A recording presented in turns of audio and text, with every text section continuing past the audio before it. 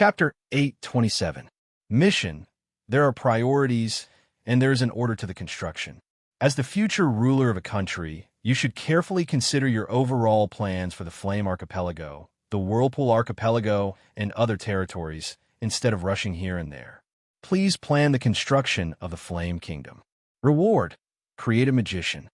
The smoke serpentines were dispersed by list, but the content had been recorded in his mind. Leo flew him and a chi to the Long Taro Castle. He took advantage of the rare leisure time to think about the smoke mission. For the time being, there was nothing to say about the reward of a creative magician. He didn't know which magician it referred to, nor did he know what creativity it was. When a mission was completed, the truth should come to light. What made him quite ashamed was the content of the mission. It turned out that he was asked to formulate a detailed construction outline of the Flame Kingdom, and to belittle his previous practice as doing things hastily. Is this my own subconscious reflection, or is it because I heard others muttering behind my back? It was probably his own reflection, because since he became the Dragon Knight, no one dared to refute anything he said. His followers all became yes-men, and whatever he said was the truth. Even if some people felt that something was wrong, they did not dare to say it out loud. After all, the light of the Dragon Knight was too dazzling, and people did not dare to look directly at it. Although I have indeed become a little arrogant recently, there is no need to belittle my leadership abilities. I believe that the development of the Flame Archipelago is still relatively safe. Forget it. I'm not someone who cannot be persuaded. I will let my followers discuss the general outline of the construction. One person is short, two people is long. Even if Liszt had the vision of modern civilization, it was inevitable that there would be omissions. Although he was elated in his heart, he did not swell to the extent of losing his mind. He immediately let a chi take out the magic platform and sent a message to the officials of the territory. Let them discuss in private how to develop the Flame Islands, Whirlpool Islands, and other islands, and then all the senior officials will hand in a construction outline. His plan was to use these outlines to make up for the shortcomings, and finally perfect his own construction outline to complete the layout of the smoke mission. Skipping this matter, in the evening, the Long Taro Castle came into view. At this time, in the square in front of the castle, a large number of carriages were parked, all of which came to offer condolences.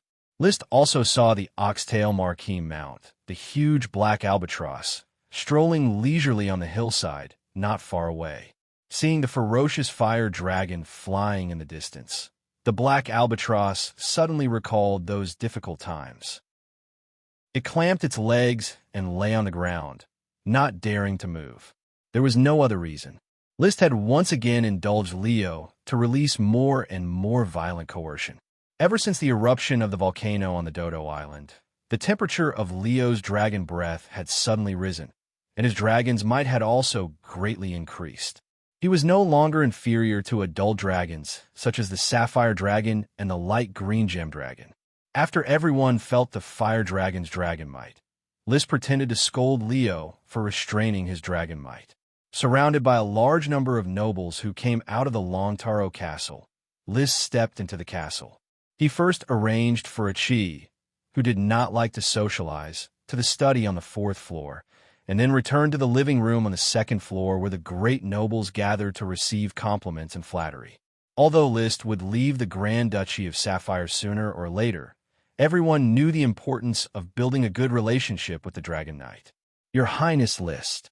Eldest Prince Anthony, holding a cup of green tea, found a corner to chat with Liszt. In his heart, Anthony was already regarded as a future younger brother, so Liszt's attitude was more gentle. How is the Grand Duke? Father is well. He also asked me to send you his greetings. Thank you for your greetings, Grand Duke. Father asked me to tell you that if the Flame Lord has any needs, don't hesitate to ask him. The Sapphire family will do its best to help you establish your country. I do have some needs. I hope the Grand Duke can help me. Please say it. Put it aside for the time being. When I am fully prepared, I will communicate with the Grand Duke in detail. What Liszt wanted to talk about was the sales channel for the Light Emeralds. For the time being, he did not have the ability to establish a set of sales channels for gems, so he hoped to use the Sapphire family channel for sales. However, the news of the light emerald dragon had not yet leaked out, so he was not in a hurry to mention it. All right then, but for the trade of sea salt, white paper, and glass, I hope to change the way the profits are divided. How does your highness want to change it? I hope to buy serfs from the Iron and Steel Ridge, pay for the serf trade with the profits from the trade, and then transport the serfs back to Iron Heel City through the Sapphire family's channels. The price of serfs in the Iron and Steel Ridge Kingdom is far higher than that in the Eagle Kingdom. Yes, it is indeed very expensive. Flowing into the Grand Duchy of Sapphire is about 2 or 3 times more expensive than the serfs in the Eagle Kingdom. But it doesn't matter, I will pay for it, and the Sapphire family only needs to provide the channels. List said lightly, exuding an air of not lacking money. Anthony nodded. This is naturally no problem. The Sapphire family has always kept the serf channels in the Iron and Steel Ridge Kingdom. But why doesn't your highness use the serfs of the Eagle Kingdom? In his opinion, the serfs of the Eagle Kingdom were very cheap. In any case, serfs were used everywhere, so of course, they should be used cheaply. However, List did not think so. Most of the serfs and knight in his territory came from the Eagle Kingdom, and over time, it was easy to form a tendency. Although he was not worried about the loyalty of his followers, if the Eagle Kingdom wanted to intervene, it was indeed easy to cause civil strife. So he wanted to take in a group of serfs from the Iron and Steel Ridge Kingdom to break the mark of the Eagle Kingdom. But when the words came to his mouth, he changed his words. I will naturally plunder the Eagle Kingdom, but the population in the coastal hinterland is far from enough for my needs, so I need to open up the serf market in the Iron and Steel Ridge ahead of time. The population in the coastal hinterland of the Eagle Kingdom is tens of millions. Isn't that enough? I may be able to plunder 1/10 of them, but not all of them will wait there for me to plunder at will. When the Eagle Kingdom comes to their senses, they will definitely migrate the lords and subjects of the coastal hinterland inland. I don't want to make a small fuss like the annual expansion order. The expansion order of the Grand Duchy of Sapphire was to take advantage of the annual war between the Iron and Steel Ridge and the Eagle Kingdom to drink some meat soup. However, List wanted to rely on his 3 dragons to forcibly tear off pieces of meat. After 2 or 3 tearing, the Eagle Kingdom would probably either launch a dragon-slaying war or give up the coastal hinterland. It was absolutely impossible to let him come and tear off pieces of meat every year. It was a pity that the Flame Island was poor and could not sustain the influx of too many people. Otherwise, List might have planned to get rid of the population in the coastal hinterland once and for all. In any case, if the Flame Kingdom wanted to develop, it must suck blood from the legendary continent. He was not a slow person. 10,000 years was too long, and he had to seize every minute. Anthony heard this and suddenly became embarrassed. Your Highness List, if you crazily plunder the Eagle Kingdom, wouldn't it be difficult to maintain the annual expansion order of Sapphire? Chapter 828. I need to report back to my father.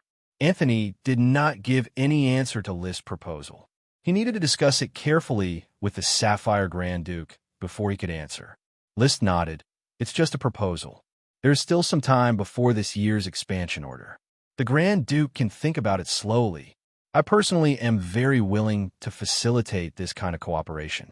When the Eagle Kingdom is weak, we should take out thunderous means to accelerate its decline. Your Royal Highness, please rest assured that when the funeral of Marquis Merlin is over, I will immediately return to the Blue Sky Mountain Palace and bring all your words to my father. Very well. List picked up the teacup and took a sip of the slightly bitter tea. The green tea trees of Black Horse Island were exclusively owned. After a long period of cultivation, they had a high yield. Because he, the Dragon Knight, drank tea every day, he quickly led to the atmosphere of Sapphire. The great nobles would buy a batch of tea from Black Horse Island and go back to brew and taste it. Even the Sapphire family had ordered a lot of tea from Black Horse Island. It was said that the Grand Duke liked tea very much, which added to the tea-drinking atmosphere of Sapphire. Of course, how many people really like tea? List did not care. He originally just wanted to drink tea. Even if a caddy of tea was sold for a few gold coins, he did not see the profit from tea. Sea salt, white paper, and glass had always been the three pillars of trade in the Flame territory. There was no drinking at the dinner, just a simple meal. This was proposed by Liszt. He thought that it was not appropriate to drink during the funeral of Marquis Merlin. In fact, Sapphire did not have a rule that alcohol was not allowed during the funeral, but Liszt personally felt that the atmosphere of drinking was too high and not appropriate. The Dragon Knight had made a request, and the nobles were naturally embarrassed to mention it again. So after a quick dinner, they went back to rest. Liszt found an opportunity to talk to the Marquis Oxdale alone. "Father, let's go to the study to talk." "Well, I also have a lot of questions to ask you. Should I participate?" Levis asked enthusiastically. He was keen to participate in family events. Liszt nodded. "Of course you can participate, but you have to make sure that the study is quiet enough in case someone else hears our conversation." In the study, Achi was still reading and writing, minding her own business. She only said goodbye to Lee William and then immersed herself in her own world again.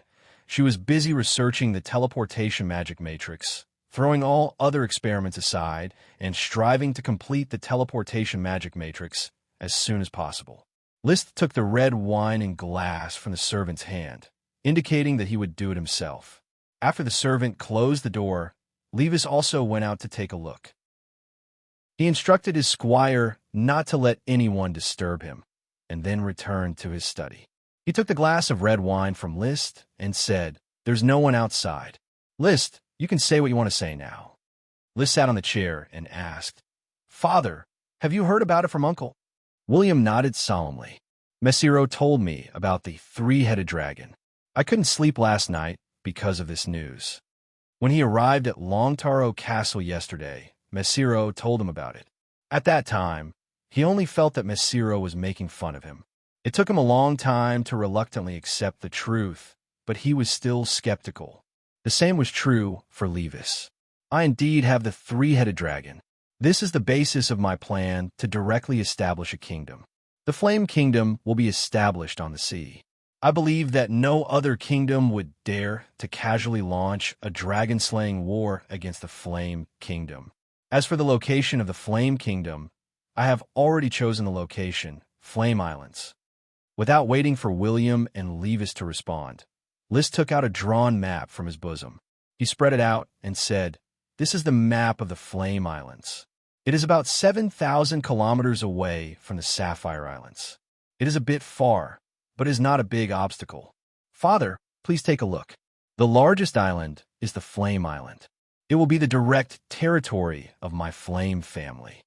Not having the time to express his shock at the three-headed dragon, William immediately looked at the map in the direction of Liszt's finger. "How big is this island?" After surveying, it is about 3 million square kilometers. 3 million? Isn't it bigger than the Sapphire Islands combined? Yes. Liszt smiled proudly. Being able to find the Flame Islands was indeed something to be proud of. The Flame Island is the territory of the Flame family. Therefore, the second largest island in the Flame Islands is Tulip Island. I have already named this island as a fief to the Tulip family. "How big is it?" Levis asked impatiently. "About 450,000 square kilometers. It is half the size of the Ironhoof Island." 450,000. Levis's eyes lit up. He instantly felt very excited about this island that was much smaller than the Flame Island. "Liszt, when do you plan to establish a kingdom and develop the Flame Islands?" "What do you think, Father?" Liszt decided to ask for William's opinion first. Rubbing his chin, the ox-tailed Marquis forced himself to calm down. After examining the map seriously, he slowly said, "Developing the islands before establishing a kingdom is my idea. The Flame Islands are still an unknown environment. The resources on the islands have yet to be explored. It is hard to guarantee that it will be suitable for living." He paused for a moment before continuing, "Moreover, the Sapphire Islands are too far away from the Flame Islands. Without sufficient preparation, the resources spent on the journey might be wasted. Our family's industry is still very weak. If we rashly go to the Flame Islands to cultivate, we might lose more than we gain. Father, we have the same idea.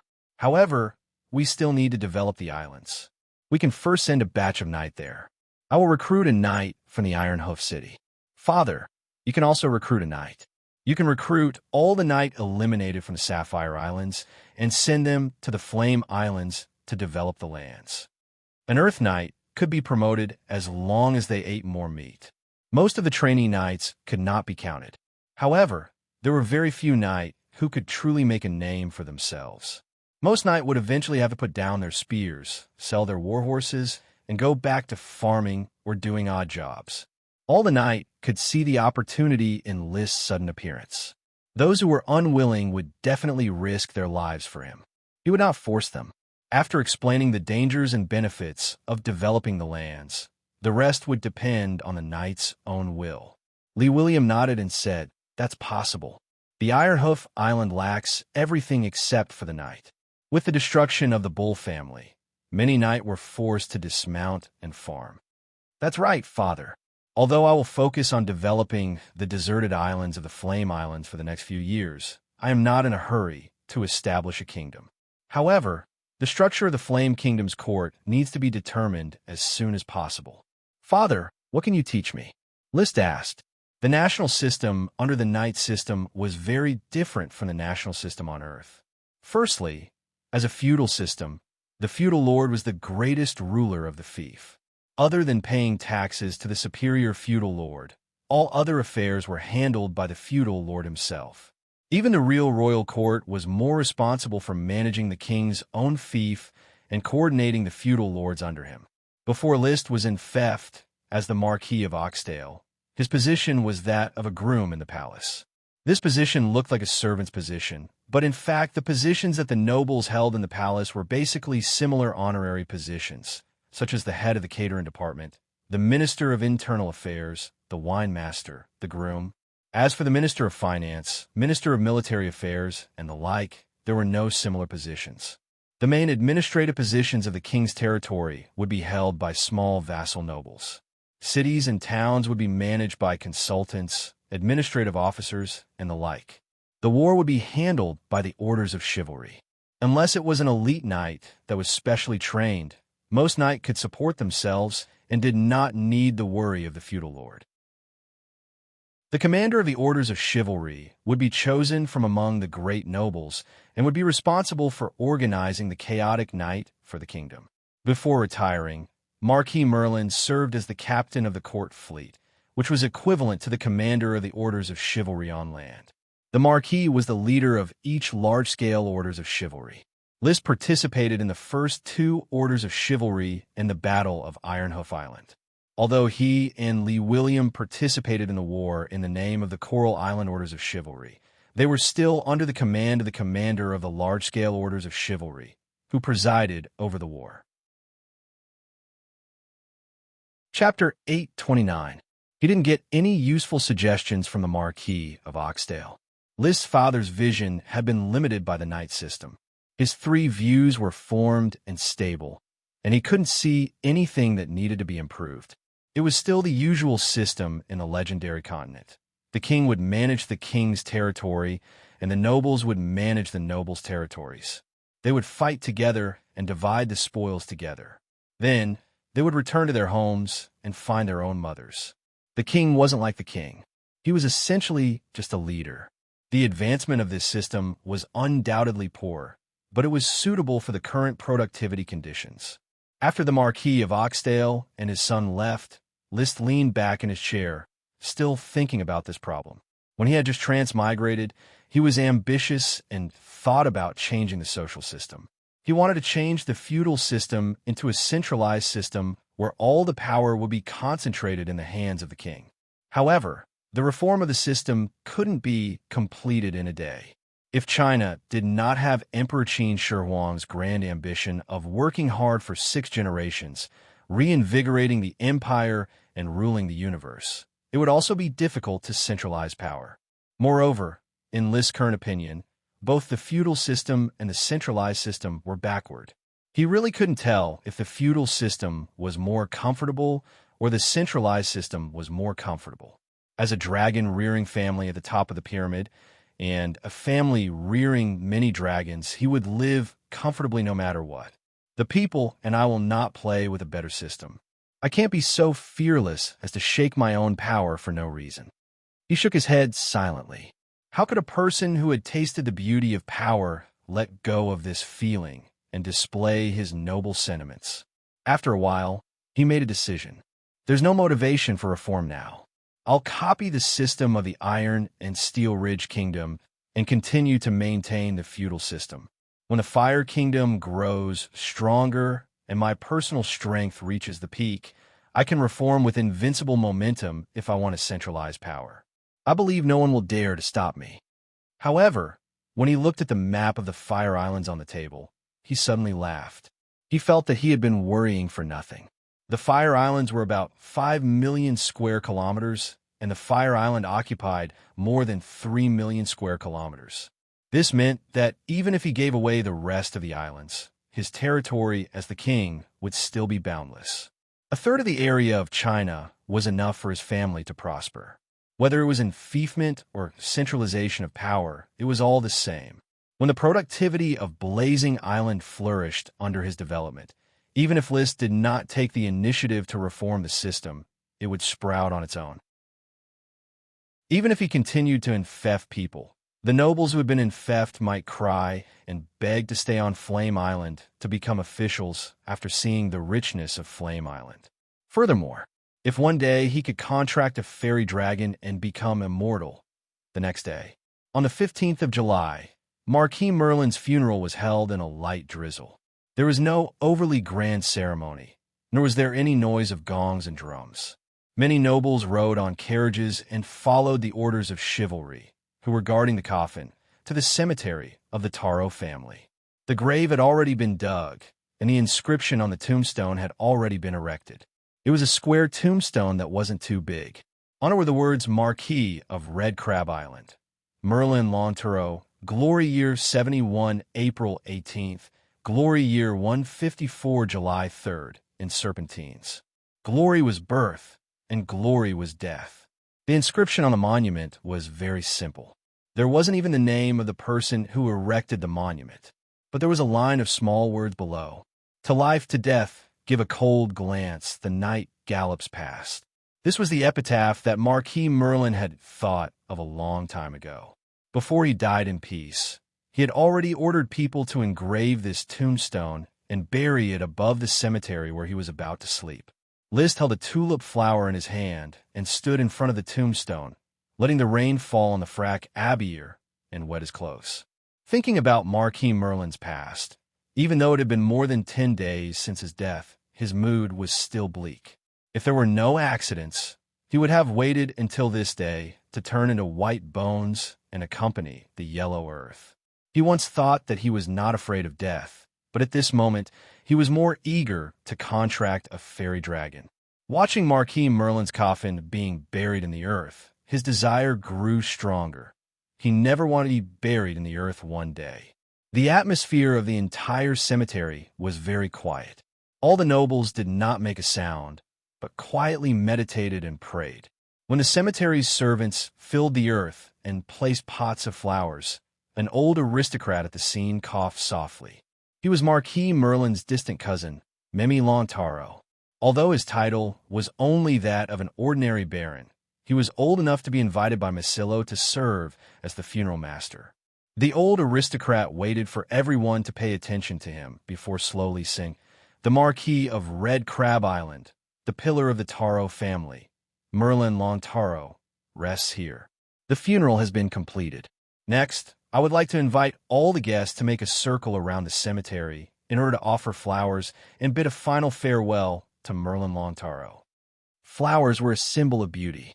Many aristocrats used flowers as their surname. Offering flowers to the deceased was one of the few important parts of a funeral. As the Dragon Knight and Archwizard with the highest status, List and Achi stepped forward together and gently placed the tulip flower in front of the tombstone.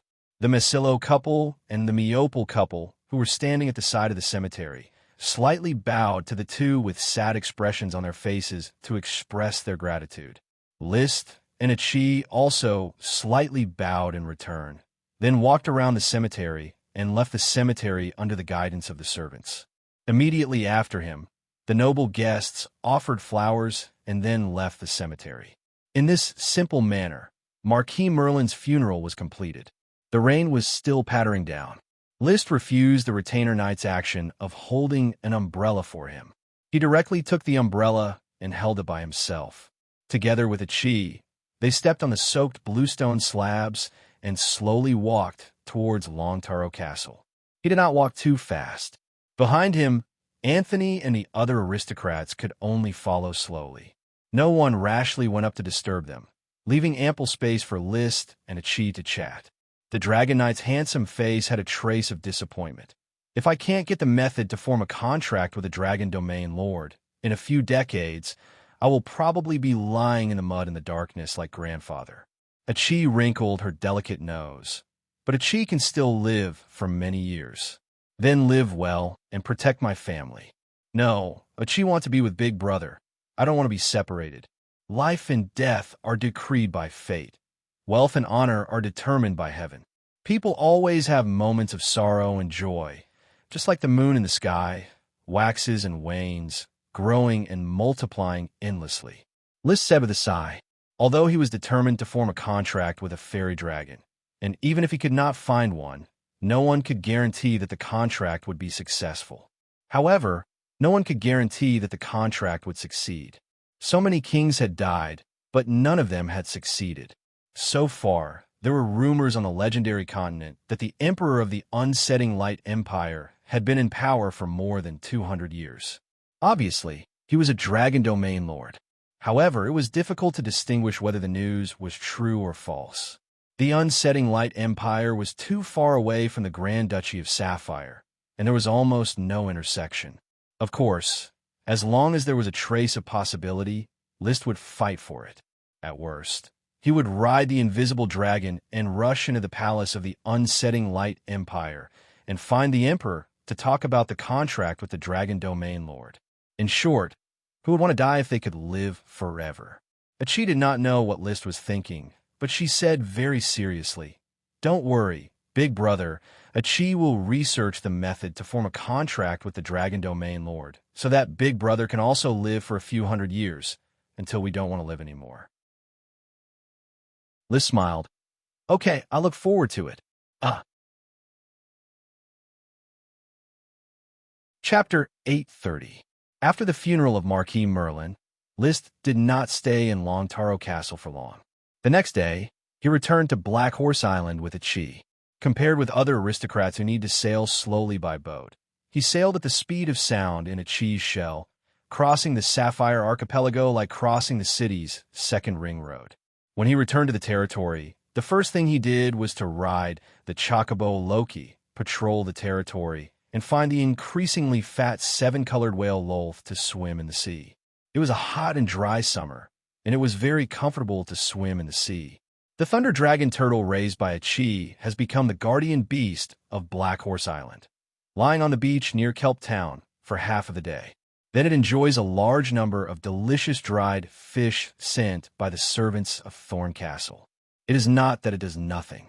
As a thunder attribute super dragon, its body will naturally condense high thunder attribute magic around it, forming a natural training ground rich in thunder attribute magic. Many thunder attribute knight in the territory practice around it. These knights are very young. They are the reserve knight of the burning orders of chivalry that Liszt cultivated for himself. Sapphire Grand Duke has the famous blue blood orders of chivalry. As his direct core, Liszt naturally cannot do without his own core. In the future, the burning orders of chivalry will continue to grow and expand and will gradually develop into an aristocratic meritorious group like the Blue Blood Alliance. The huge foundation of the Flame family has been guarded for generations. The black-blooded horse herd is well raised. The black-blooded mixed horses can be used to arm the territory orders of chivalry. The black-blooded purebred horses have also developed from dozens to more than 200 now.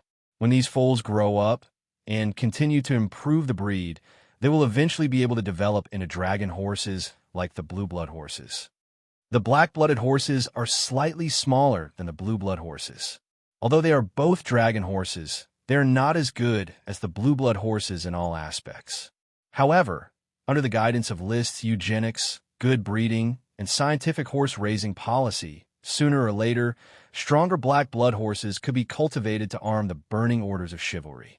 It's a pity that the Flying Dust dogs haven't been able to breed any new female beast that can give birth, and there's no clue as to how to form the Blizzard orders of chivalry. Goldie, Little Red, and Little Purple also don't have a partner. It's difficult for the Fire Dragon birds to develop. The Personal Guard orders of chivalry seems to be an extravagant hope.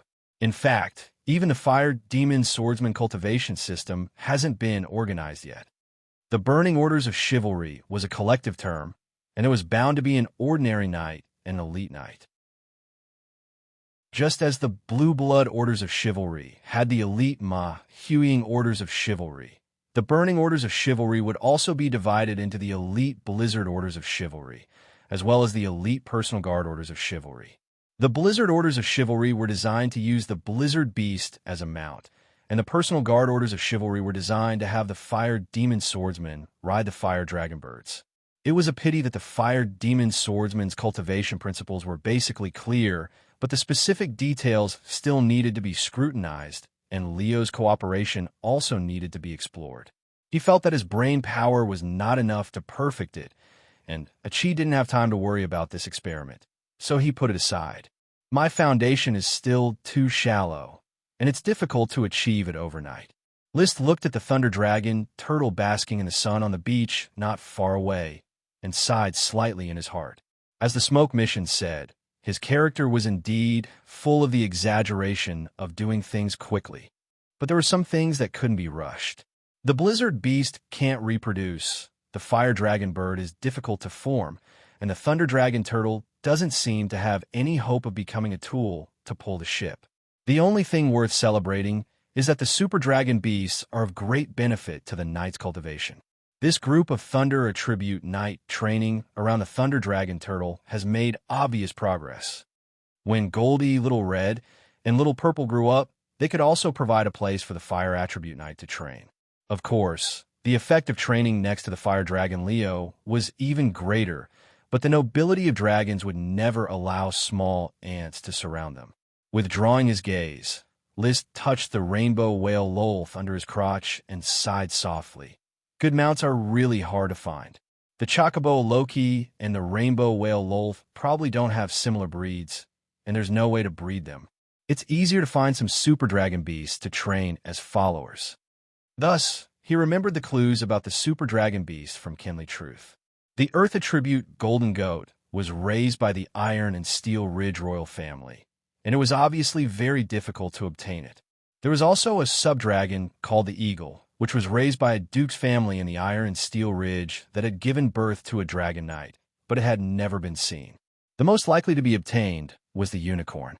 High-level dragon Pegasus were distributed in the Pegasus Forest, and it was said that some people had seen a unicorn among the Pegasus. The Pegasus is a high-level wind dragon beast.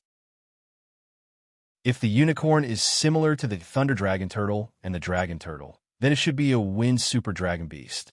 According to the naming rules of the World of Warcraft Encyclopedia, it should be called Storm Pegasus, more in line with its identity. Whether it was a Storm Pegasus or a unicorn, List had decided that when he had time, he would go to the Pegasus Forest with Achi and search for it. The results of patrolling the territory were pretty good. 3 more sprite worms were obtained, namely the Wheat Sprite Worm, the Hemp Rope Rot Tan Worm, and the Tomato Sprite Worm, in addition to the Wheat Sprite Worm and Corn Sprite Worm discovered and reported by the serfs. During this time, the territory had produced 5 Sprite Worms in succession, all of which had high economic value, which was worth celebrating. Big data proved it. Scientific farming had an extremely efficient effect on the breeding of Sprite Worms. Relying on this discovery, as well as the long-term exploration of farming methods in the territory, it could be foreseen that in the future, the Kingdom of Fire would usher in a continuous outbreak of sprites, and its national power would soar exponentially.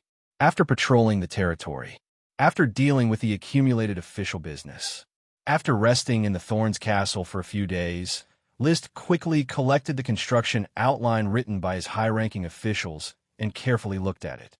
discarding the dregs and selecting the essence, and then drawing on the strong points of others. He wrote his own outline of the Kingdom of Fire's Year 05 construction year. As for why it was the Year 05, it was because he planned to complete the establishment of the country within these 5 years. Since the country had yet to be established, it naturally could not be classified as the Year 05. In short, List's obsessive-compulsive disorder flared up, or a certain muscle in his brain twitched. The outline could be summed up in 16 words. Black Horse continued to develop, Flame Whirlpool, fully develop, surf trade, night pioneering, infrastructure construction, industrial transfer. The specifics were further subdivided into multiple development steps. This was a relatively detailed and solid construction outline that took into account the needs of all aspects. It would play a strategic guiding role in the establishment of the Kingdom of Fire. As long as it was strictly implemented, the country would be smoothly established within 5 years. When the copy of the outline was completed, the smoke mission was also completed. Mission completed. Reward. Creative Wizard Inuit Truth. Inuit Truth? I have heard of this name. Just 2 days ago, when inspecting the dock, a wizard had mixed into the sailing team. It seems that he is a young wizard with aspirations to sail. List quickly learned which wizard was the reward of the smoke mission. The day after he returned to the territory, Costo and the others returned to test the new type of schooner. After sea tests, they obtained detailed data on the schooner. In terms of speed, which he was most concerned about, the advantage was not as obvious as List imagined. Especially when the wind was favorable, the schooner was difficult to control. But when the wind was against the wind, the speed advantage of the schooner was perfectly demonstrated. Unless it was directly against the wind, the schooner could rely on the sea breeze to sail. Of course, when the wind was too strong or the wind was too strong, it was still very difficult for the schooner to sail. List was not satisfied with the performance of the schooner. He thought that the schooner could replace the horizontal sailing ship, but now it seemed that it could not. Chapter 831. Inuit's words reminded List that horizontal sails and longitudinal sails were both types of sails. A large ship could have 2 or 3 masts, so why couldn't it hang horizontal sails and longitudinal sails at the same time? When the wind was favorable, the horizontal sails would be raised and the ship would roar. When the wind was adverse, the longitudinal sails would be raised and the ship would move like a snake.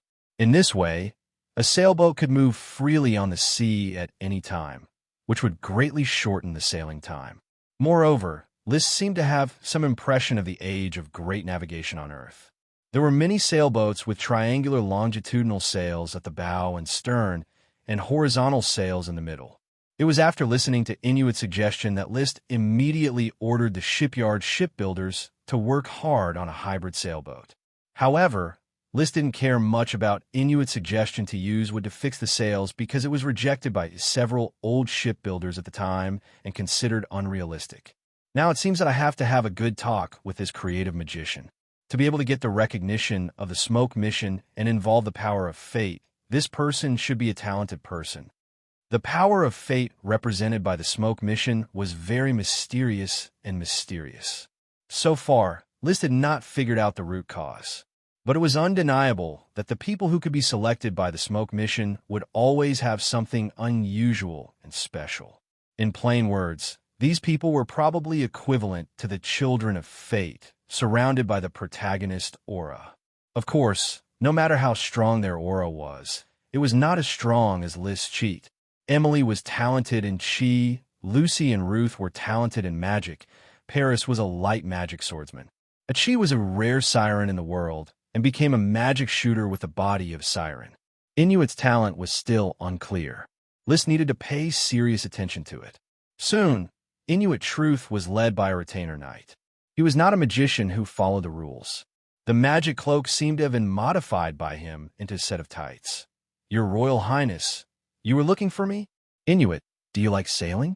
List motioned for the other party to sit down and then asked casually. Yes, Your Highness. I grew up by the sea and have yearned for the blue sea since I was young. Information about Inuit had already been presented to List. It was transferred directly from the Guild of Magic. Every mage would provide detailed identity information when they joined the guild. Finally, they would be issued an identity card similar to an ID card. Each Black Horse Island citizen had one. Inuit was a sapphire person, but he was a magician from the outer island. He followed his teacher to Black Horse Island. His teacher was just an ordinary mage who was currently studying nature magic with the great mage Lars Truth, which was the druids' farming and transformation. He did not like to study magic that was too theoretical. Instead, he was passionate about sailing. List knocked on the table and asked, "Do you have any other inspirations for improving the sailboat?" Inuit replied with slight excitement, "Your Royal Highness, I have been studying sailboats for a long time, and I have a lot of designs that I want to show off. I've communicated with the shipbuilders at the shipyard before, but they are too inflexible. They don't let go of the rigid shipbuilding techniques and don't understand my design at all." "Then tell me now." "Yes, Your Royal Highness." Once he started talking, Inuit couldn't stop and told him all about his sailboat design. These designs range from sails, masts, suspension ropes, to hull structure. Many of the contents were really whimsical, and even List found it a little difficult to understand. There were also some designs that, in List's opinion, were pure nonsense. For example, Inuit felt that the work of retracting the sails was very heavy and heavy. He simply designed the mast to be foldable so that when a storm came, the mast could be directly lowered to both sides. It could also be used as a hull support to keep the ship stable on the sea and never sink. Strictly speaking, this idea was very interesting. However, the mast itself was the most important part of a sailboat. It was necessary to select ironwood of the same quality as the keel as the mast, so that the mast would not break. Once the foldable mast encountered a storm, the mast itself would probably be the first to break. Moreover, the sails were very heavy. Once the mast was folded, it would definitely be more tiring to erect it than to raise the sails. Moreover, how to ensure the stability of the hull when a mast was raised and folded was also a huge problem. In short, it was unreliable. Most of Inuit's designs were similarly unreliable. However, from his creative design, List found an interesting content. Inuit actually proposed to use a huge rotating wheel to drive the ship forward. This was simply the design of a ship. On Earth, the era of sailing boats was replaced by steam-powered ships and gradually reduced to a kind of sailing competition. Have you ever thought about how much strength would be needed to move a ship with a huge wheel that propels it forward? And how much strength would it take to turn such a wheel? List asked with great interest. Inuit seemed that he already had a plan in mind. "Your Royal Highness, although manpower can't push such a big wheel to rotate, but the power of magic can. We can use a magic array to drive the wheel to rotate." Use a magic array to drive? This was a very good solution, but List was not satisfied. The magic array is indeed widely used. It is not impossible to drive the wheel to rotate. But the production and consumption of the magic array is huge. It is not suitable to use it on a ship. This idea of combining magic and technology, he had thought about it a long time ago. However, with the shrinking of the magic network, it was difficult for the magic array to absorb magic through the magic network.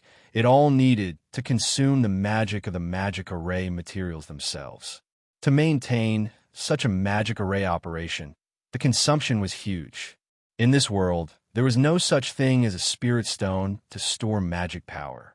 Even a small magic platform often needed to change the magic rune operation materials, and the cost of communication was not small, not to mention driving the huge wheel to rotate.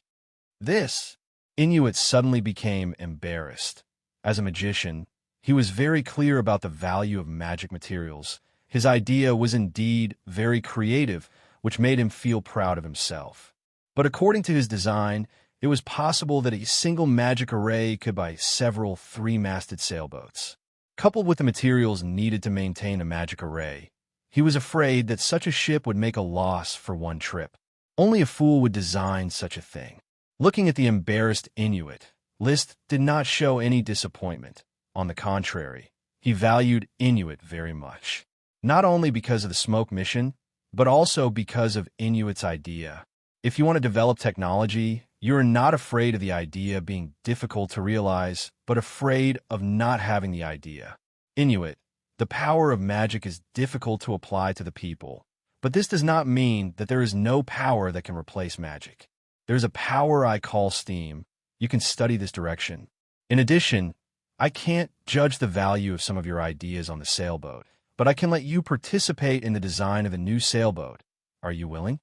Inuit immediately replied, "Thank you, Your Royal Highness, for your recognition. Of course, I am willing to participate in the design of the new sailboat."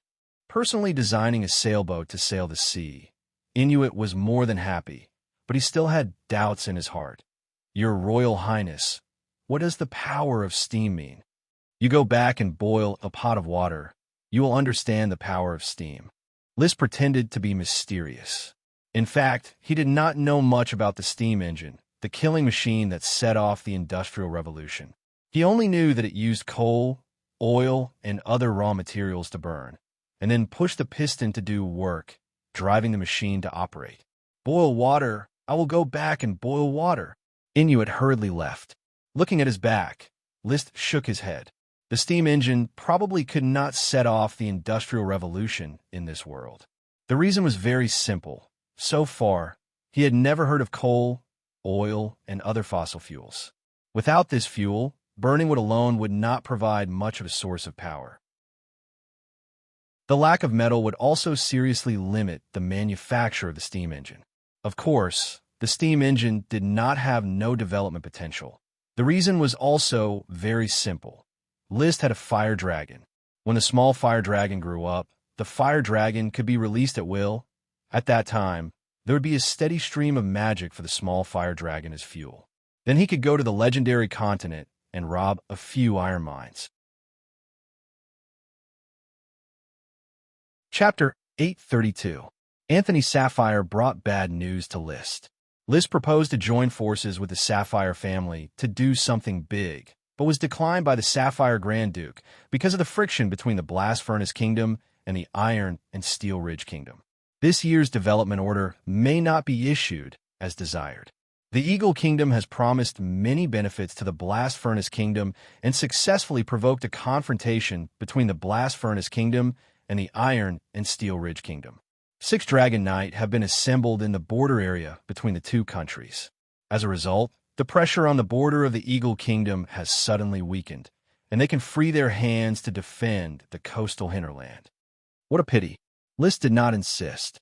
The Grand Duchy of Sapphire is known as the Overlord of the Sea, but in fact, it is just a Grand Duchy. Seeing that there is no opportunity, it retreated.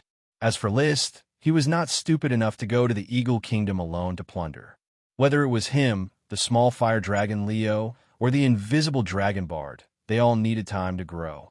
The light emerald dragon Isin had not fully recovered from his injuries. With such combat power, he could bully an ordinary knight, but he was not confident enough to fight against a dragon knight, so it was better to focus on developing Flame Island. He laid his cards on the table to Anthony.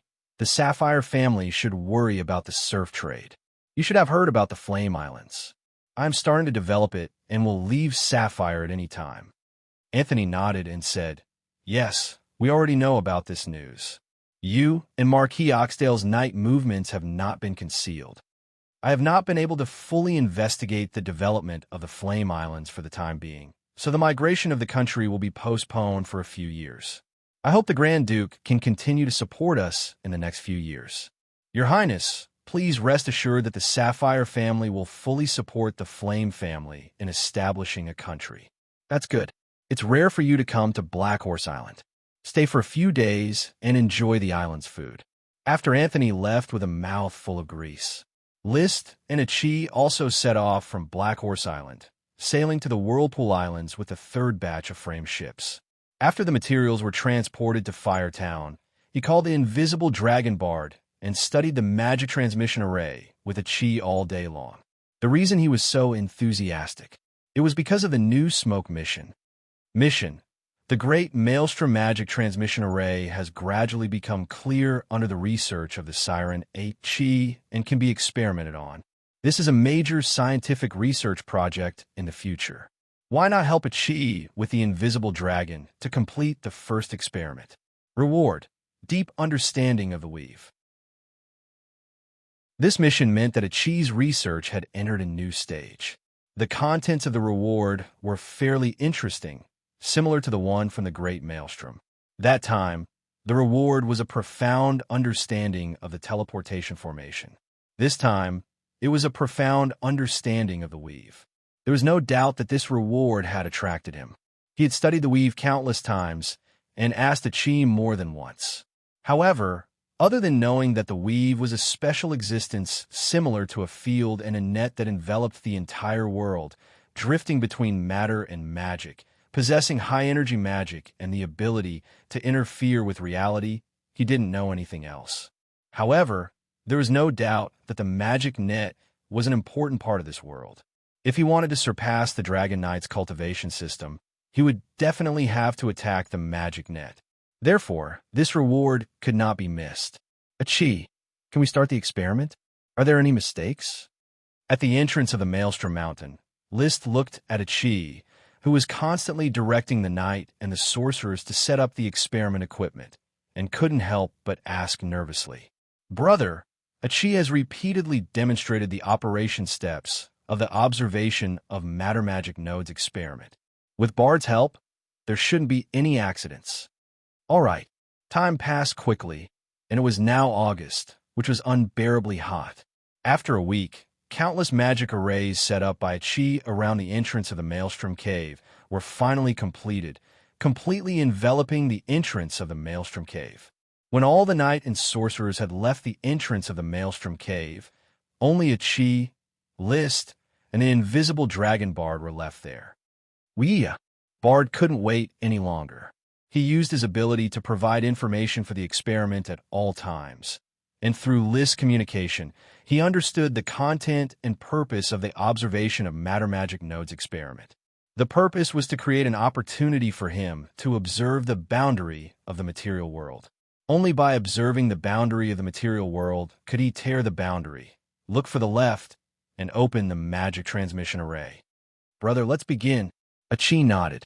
List tossed aside all of his chaotic emotions and leapt onto the Dragon Fong platform on the back of the invisible Dragon Bard. He quickly entered Dragon Rider Resonance and entered Dragon Rider mode. A Chi, on the other hand, constantly activated the complex magic arrays at the entrance of the cave.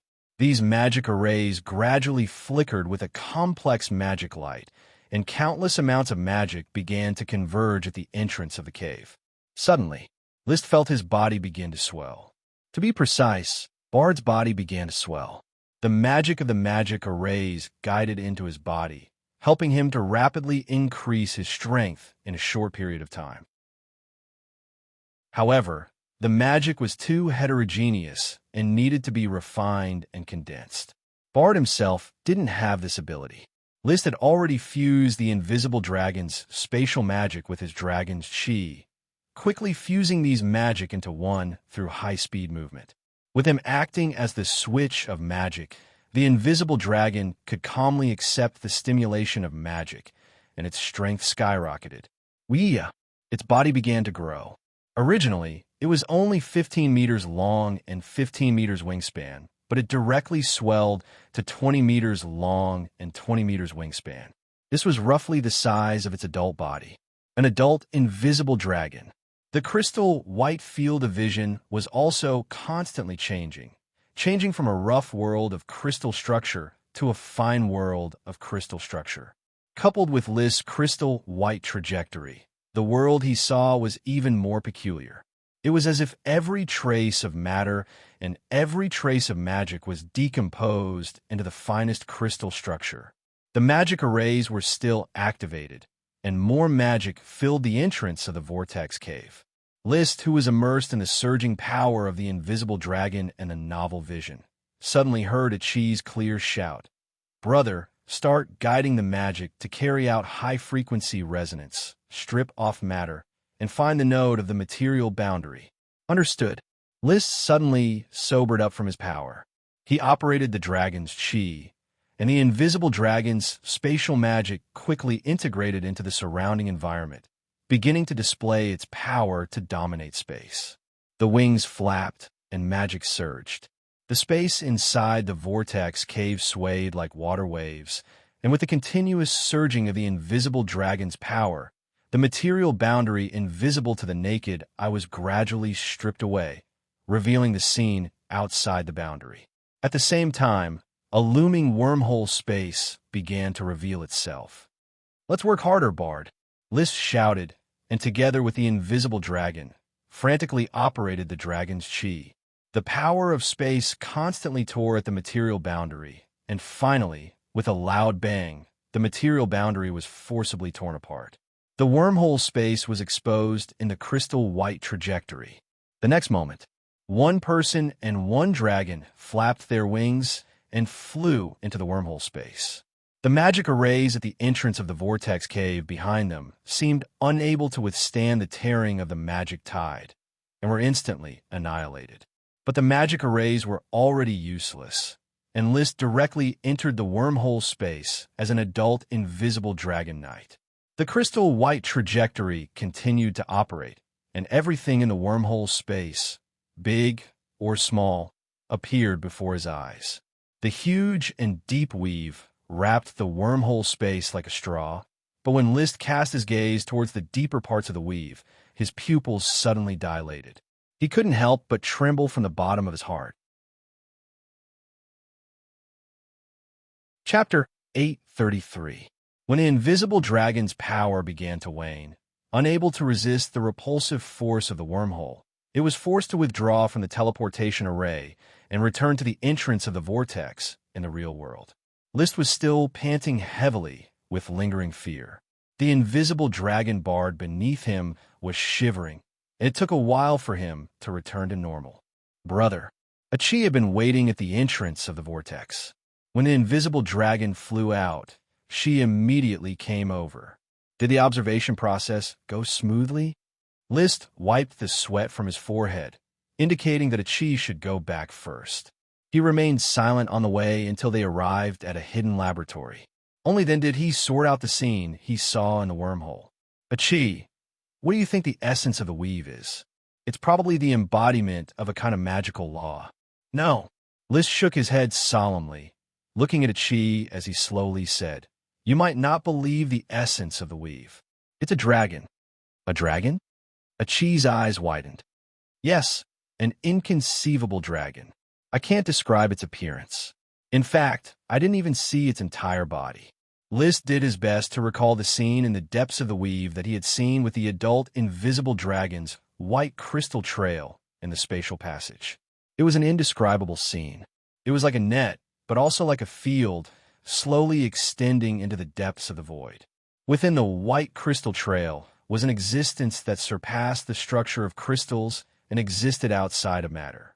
However, this outside of matter was not outside of the matter that the invisible dragon passed through. Outside of the invisible dragon's matter was probably some kind of special latitude, while the weave penetrated the entire latitude, only existing in a way that surpassed all cognition. However, this was not enough to make List exclaim in horror. Instead, in the depths of the weave, its existence once again surpassed all cognition. In the end, it formed an image that represented a dragon. "Brother, what kind of dragon is it?" The usually calm Chi couldn't help but become anxious. "I can't find a concrete description, but it gives me the feeling that it's a dragon. Or if a dragon is an existence at the limit of magical power, such as the fire dragon representing the limit of flames, and the invisible dragon representing the limit of space, then this dragon that incarnated into the weave represents." List pondered for a long time, but still couldn't find the most accurate word to define it. In the end, he reluctantly used a word to explain. "Order." "Order." That's right. It's order, or perhaps it's the rules of how the world operates. Or perhaps it's magic power, matter, and soul. "No, I don't feel like it has a soul. It seems to be the source of matter and magic power." No. It should be said that it separates matter and magic power." List followed his feelings and slowly explained the impact the weave had on him. It was a dragon, shapeless and formless. It was not even known if it really existed, but it was definitely revealed in the crystal white trajectory. The weave was an extension of its dragon magic that enveloped the entire world. It was a structure that was above matter and magic. Is this dragon still alive? Qi asked quickly. I don't know. I can only sense that it's a dragon, an abstract combination of matter and magic power. I can't sense its life, aura, or soul wave. List shook his head. It was difficult to accurately describe the weave. But it's hard to say that it's dead. It's as if life or soul doesn't exist in it. He paused. List added, just like humans don't have tails, the dragon that incarnated into the weave doesn't have life or soul attributes. It's just a collection of some kind of order and rules. At that moment, he discussed with the chief for a long time about the dragon incarnated into the weave. However, apart from temporarily naming the dragon as the Weave Dragon, or simply the Mystic Dragon, they didn't discuss more about the Mystic Dragon. So the topic quickly shifted to the experiment itself. Using the invisible dragon to observe the nodes between matter and magic power. There was a lot to talk about. Throughout the night, List elaborated on what he observed in the experiment. The discussion only ended when the sun rose in the east. Qi couldn't wait to take the notebook full of serpentines and return to Firewood Town's Mage Tower to organize the mages for the next step of research. List also leisurely left the secret laboratory and returned to his temporary residence in Firewood Town to rest. Before going to bed, he summoned the smoke mission. Mission completed. Reward: a profound understanding of the weave. Mission: the Whirlpool River residential area is the first stage of the development of the Flame Islands. Durut Red Apricot is leading a team to the north to establish a settlement. However, there are many prying eyes hidden in the forest. Why not investigate in depth? Reward: a large number of creatures of unknown races. So, the Weave Dragon mission is broken just like that? Looking at the new mission, he was a little unwilling. He was in a stage of intense curiosity about the indescribable Weave Dragon. He originally thought that the smoke mission would do something about the Mystic Dragon, but he didn't expect that it would just be superficial. As soon as he saw the spots on the Mystic Dragon's body, he immediately changed his gaze. He wasn't interested in the content of the new mission and the reward of the creatures of unknown races. His thoughts were still on the Mystic Dragon. What did the Mystic Dragon represent? What was its relationship with this world? What was the relationship between the Gemstone Dragon, the Metal Dragon, and the Holy Dragon? Since the weave was formed by the Mystic Dragon, what was the relationship between the Moon Empire and the Mystic Dragon? What was the relationship between the mages and the Mystic Dragon? Apart from him, was there anyone else who had seen the Mystic Dragon, studied it, or even communicated with it? He even held onto his pounding heart and fantasized. The smoke mission noticed the Mystic Dragon. Will it start issuing chain missions related to the Mystic Dragon so that I can ride it one day? This thought was a little too bold. He still didn't know what the Mystic Dragon was. This world is stranger than I imagined. He tossed and turned on his bed until the sun was high up in the sky. Only then did he fall into a light sleep. In the midst of his drowsiness, he had a dream.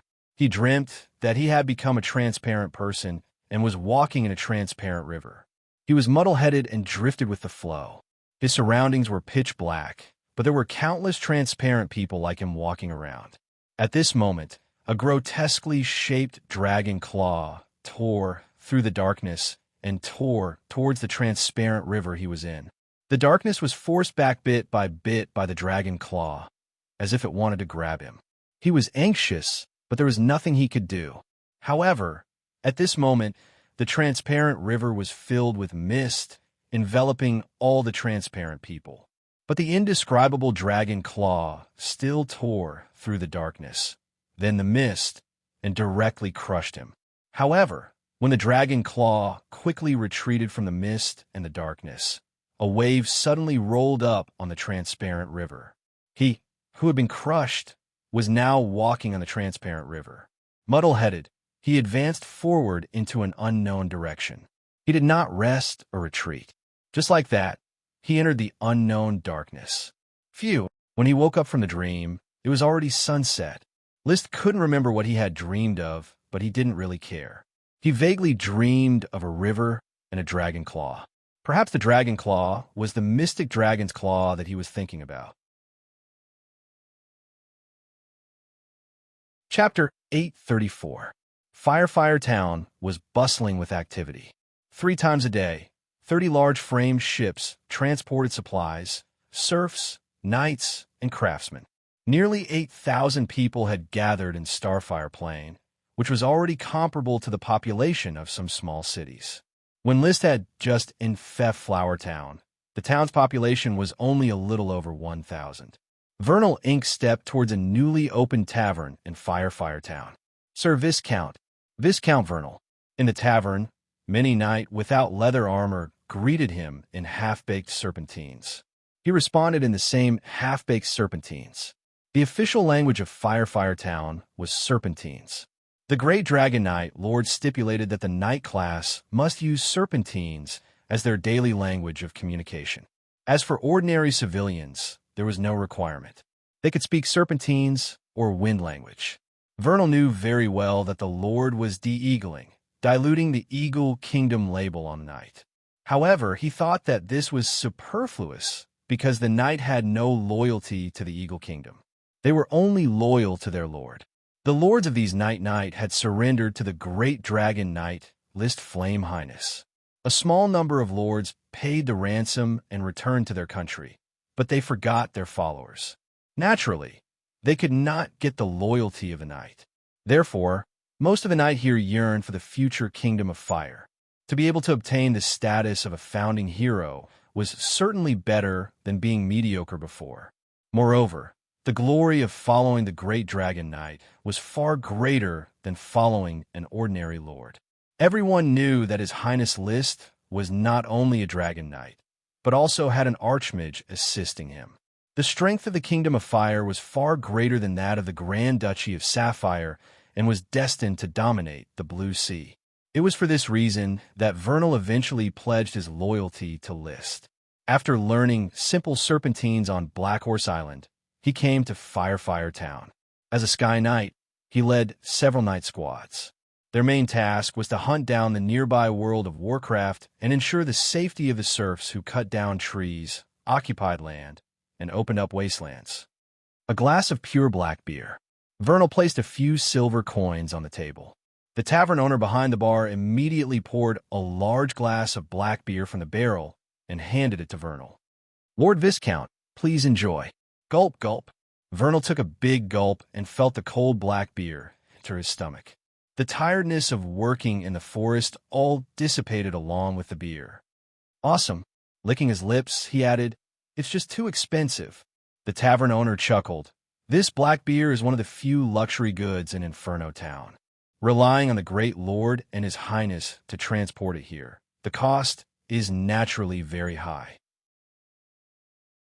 Also, we had to hire a few sorcerers to make crushed ice to cool it, which was another huge cost. Inferno Town was still not self-sufficient. All supplies depended on the supply of Black Horse Island. There was not much space on the frame ship for liquor, so each glass of beer was sold at a sky-high price. However, among the craftsmen who went to Inferno Town, there were winemakers who were already collecting wild fruits in the forest to make wine. After a while, the fruit wine would be available. "Go away, don't talk to me about this. You are a black-hearted boss." Vernal did not want to listen to this. The tavern owner was not annoyed and continued to wipe the glass in his hand. He was an old man of Flower Town, which meant that he was the earliest subject of List. As List continued to develop, the status of these old people also rose. Many of them served as plantation stewards. Although they did not belong to the official ranks, they still had some power to manage the serfs of a plantation. The tavern owner did not want to continue farming, so he became a businessman. Finally, he followed List to Inferno Town and opened this tavern. Business was booming. Of course, the tavern also paid a lot of taxes. The reason why List allowed the existence of the tavern at a time when Inferno Town was short of living materials was to provide a place for the knight to relax and to recover the rewards given to the knight. He didn't care about the amount of money. He cared about whether the money could flow. Only when it flowed could money make money. If there was no place in Inferno Town to spend and provide enjoyment, No matter how much gold coins he gave to the knight would not be motivated. Giving them gold coins and then earning it back would not only motivate them, but in the end, the money would return to the hands of the Lord. Isn't that beautiful? Misers can't make a fortune. The glow of dusk spilled into the tavern through the window, and the noisy shouts of the night soon became silent. Then all the knights stood up in a mess and bowed to the handsome figure who slowly walked in from the door. Even Vernal, the Viscount, stood up and followed all the night in saluting, "Your Royal Highness. Continue with your business. Don't be too polite. I'm just here for a drink." The person who came in from the door was List, who had just woken up and was dressed casually. He was the master of the Flame Islands, the ruler of the Shell Sea, the future monarch of the Country of Fire, and the only ruler of Inferno Town. After the knight completed the ceremony, they took their seats, but the arrival of the Lord made them cautious and did not dare to make any noise. Vernal was also very nervous. Although List was only 19 years old, his majestic temperament made him feel like he was treading on thin ice and trembling with fear. It must be known that the young man in front of him had personally killed a dragon knight in the Battle of Dragon Slaying. His fierce reputation was illustrious. Compared to Vernal's nervousness, the tavern owner was much more relaxed and greeted with a warm smile. "Your Royal Highness, you're here. Is it still your favorite wheat beer?" "Yes, a glass of iced wheat beer." List sat down after the retainer knight wiped the bench. In the summer, he would occasionally come to this tavern to drink some beer. The tavern owner opened the cabinet and took out a barrel from the innermost box. He carefully unscrewed the lid, poured a glass of wheat beer, and respectfully handed it to List. "Your Royal Highness, your wheat beer." List took the glass and took a sip. A retainer knight had long since taken out a gold coin and placed it on the table. The price of wheat beer was very high because the raw materials and brewing process were the best. It was brewed according to the recipe specially bought from the Black Grass family of Beer Island. The cool wheat beer had a light bitterness and a good taste. List liked this beer the most. If not for the fact that his space ring was filled with all kinds of more important supplies, he would definitely have brought a few barrels of wheat beer to ease the summer heat. Unfortunately, he only had 3 space rings and couldn't store such supplies, so he could only come to Inferno Town's tavern to satisfy his craving. Speaking of which, he had the invisible dragon, but he didn't get any more space gems. The reason was very simple. The condensation of space gems was different from that of ordinary gem deposits. It was directly condensed by the invisible dragon by consuming space magic. Perhaps this was the reason why it was a holy dragon and not a gem dragon. List was too embarrassed to let the invisible dragon consume space magic to condense space gems. The growth of the invisible dragon was more important. Of course, the invisible dragon would take the initiative to consume space magic to condense space gems when it was at its peak. It wouldn't be too late to ask for space gems when List prepared a smoked grass feast next time. List put down the glass. List turned to look at Vernal. "Viscount Vernal, is the work going well?" "It's going well, Your Highness," Vernal replied cautiously. "Relax, it's time to get off work. We are all members of the tavern who come to drink and have fun." List smiled. The development of Inferno Island cannot be completed overnight. In the next few years, we will all be immersed in this vast forest. But when the crops in the fields mature, this island will become our most fertile home. Finished. List raised his glass and gestured to Vernal and the knight in the tavern. "For a better tomorrow, for building our own home. Cheers." Chapter 835. After drinking a glass of beer in the tavern and encouraging the knight to work hard, List went to the Mage Tower to check on Achi's progress in the magic experiment. It was going well. Even though she didn't sleep for a night, Achi was still energetic. Mages were always energetic. She was designing a magic array that could tear the magic net. As long as she could tear the magic net, she could break the nodes in the material space and create a wormhole. Then, she could break the node in another place and connect the wormhole to the node. Then, she could complete the real magic teleportation array. "It's like opening a door, isn't it?" List simply described Achi's description. If that's the case, this experiment will be called the Magic Door Project. Continue your research. If you need any help, just let me know. Bard and I will do our best to help you. Okay, thank you, brother. After resting for a day, List rode on the invisible dragon Bard and began to patrol the Whirlpool River. He planned to find the exploration team, led by Durut Red Apricot, and find out who was spying on them in the dark. He wanted to see what kind of unknown creature dared to spy on the exploration team. No matter if it was a wolf, tiger, monkey, snake, anything else, they would be killed if they dared to obstruct the development of Fiery Island. With the invisible dragon Bard riding on him, the little fire dragon Leo appeared less frequently. In the future, List dragons would have a special division of labor. The light emerald dragon Ethan would stay in the dragon nest to produce ores. The fire dragon Leo would be responsible for fighting, and the invisible dragon Bard would be responsible for searching. The Crystal Trail's ability to detect magic power was better than any other method. Its ability to move around the boundary was even more powerful. Therefore, when List and the dragon found the exploration team along the Whirlpool River, the knight, including Durut, did not find any trace of List. List did not expose himself either. He continued to circle in the sky and rode Bard above the forest from time to carefully detect the feedback of magic power. However, he did not find any signs of magic power gathering even after patrolling a large area of the forest around the exploration team. In other words, the spying probably did not belong to World of Warcraft. So, were these unknown creatures? After dispersing the Crystal Trail and restoring his naked eyes, List patrolled again. Since there were creatures of unknown races spying on the pioneering team, they couldn't be far away. After searching for an entire hour, List finally found out what was spying on them in the dark. They were hiding in the dense forest and were as agile as monkeys. They could climb up the trees and step on the branches to observe the pioneering team from above. If List hadn't been alarmed by the movement above the canopy, he wouldn't have noticed it. But once they were discovered, these creatures without mana were not worth mentioning. It's actually a human, wearing beast skin and holding a bow, an arrow. It seems like a primitive tribe living in the Flame Islands. List narrowed his eyes.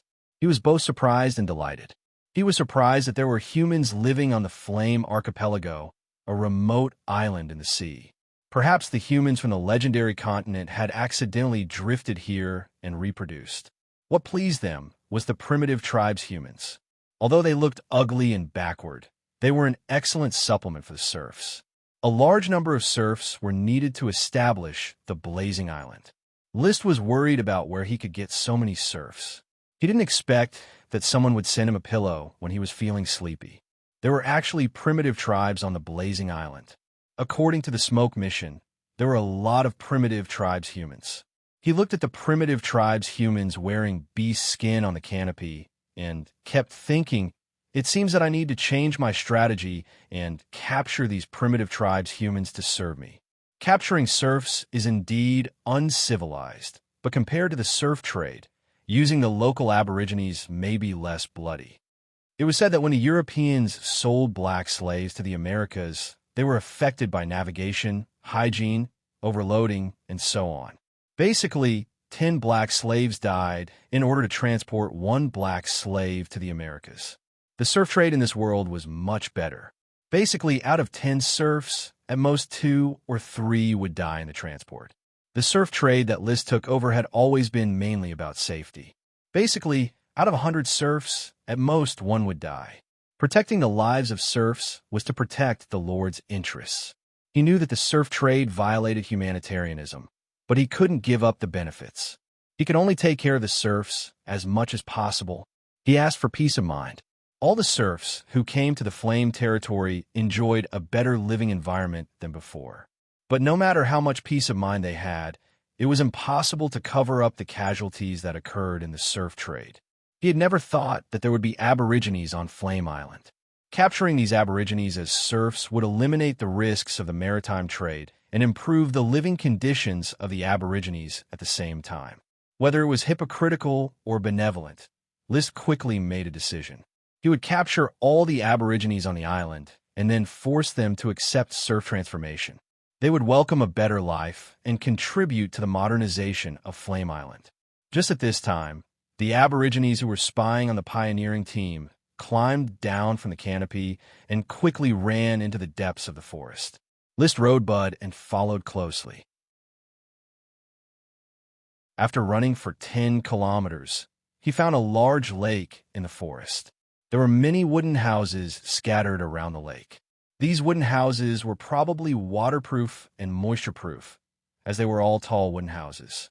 In the open space beside the lake, there were old people and children. The old people were wearing simple and crude linen, while the children were bare-bottomed.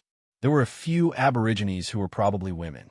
They were also wrapped in simple animal skins that covered their important parts, such as their private parts. They were cleaning the fur of beasts by the lake. The skin of these people was slightly dark, but not as dark as that of Africans. It was somewhat similar to the dark yellow skin of the Indians. From the structure of the wooden houses and the linen on the old people's bodies, it is easy to judge that this Aboriginal tribe is slightly more advanced than those primitive tribes. Their ancestors probably brought some life skills with them when they were stranded on Flame Island, which were then inherited by their descendants. Knowing how to weave and build tall wooden houses showed that these Aborigines were good candidates for serfs. With a little guidance, they could be sent to work in plantations or workshops. In the tallest wooden house in the tribe, the Aborigines who had previously spied on them were talking to a few old people and a few burly men. List could only look inside from the window of the wooden house. But with just a glance, he noticed an interesting phenomenon. The old man in the middle was unexpectedly wearing black linen, and the design of the linen vaguely resembled a wizard's magic cloak. Magic cloak? List quickly cast magic eyes. Sure enough, there was a faint earthy yellow mana retroaction on the old man's body. In other words, he had cultivated. The few old people around him also had faint lights on their bodies. There were cyan, red, and white colors, but the burly men had no magic power. List was very surprised. It looks like a wizard's cultivation system. Could it be that these Aborigines are the descendants of wizards? Interesting, these primitive tribe Aborigines actually know how to cultivate. No wonder they could survive in this forest of World of Warcraft. Thinking of this, he summoned the Smoke Mission. Chapter 836. A large number of native tribes. Very good. List was very satisfied with the mission reward. If the native tribes were at the level of this small tribe, then the more the better. They were the most suitable sources of serfs. In a flash, the serpentines formed by the smoke changed into a new serpentine. Mission: the discovery of the native tribes is undoubtedly good news. The natives with magic power are mysterious. Why not investigate the native tribes carefully, find out the origin of the native tribes' cultivation system, and figure out the current development of the native tribes? Reward: treasure of the native tribes. The native tribes actually have treasures. It seems that these native tribes really have an extraordinary origin. At that moment, he planned to rush over and capture the natives who seemed to be the leaders of the native tribes, then slowly interrogate them about the native tribes. But he quickly dismissed the idea. The reason was very simple.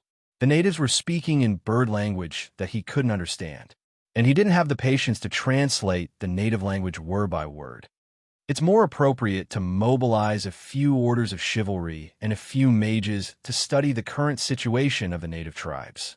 He suddenly rode on the invisible dragon bard and left the native tribe. He flew directly toward the pioneering team. Durut Red Apricot's pioneering team not only had a large number of knights, but also many mages dispatched by the Guild of Magic. It was convenient for them to carry out this mission. Find Durut's location. List jumped off the back of the invisible dragon and released his firebird as he descended. The surging firebird swept through the entire pioneering team. The knight who was close to him clutched their throats as if they were being strangled by an invisible hand. Their chests were heavy and they couldn't breathe smoothly. Enemy attack. A knight endured the discomfort and roared loudly.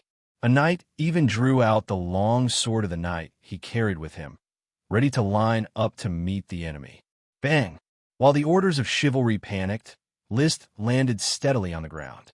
When he stood up, he slowly withdrew his firebird and walked out of the dust. Durut, who was on high alert, saw a familiar figure slowly appear in the direction of the sound. It was a deep memory that he couldn't erase. The Fire Dragon Knight. List Tulip. Your Highness. Duarte could not believe it. I was the one who made orders of chivalry quiet down. List always liked this kind of sudden and flashy appearance, no matter how big of a commotion he caused. Since he was a Dragon Knight, he had to maintain the dignity of a Dragon Knight at all times. Duarte heaved a sigh of relief when he saw List's appearance. He immediately asked the knight beside him to calm the commotion. Then he got off his horse and bowed. I didn't know your highness was coming. I couldn't welcome you. I just came over to greet you.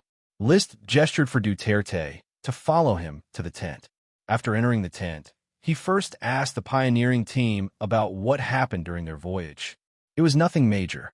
Even if there was a storm, the fleet could still safely pass through the storm and reach the mouth of the Whirlpool River because of the wind-calming Divine Pearl and the water-calming Divine Pearl provided by the territory.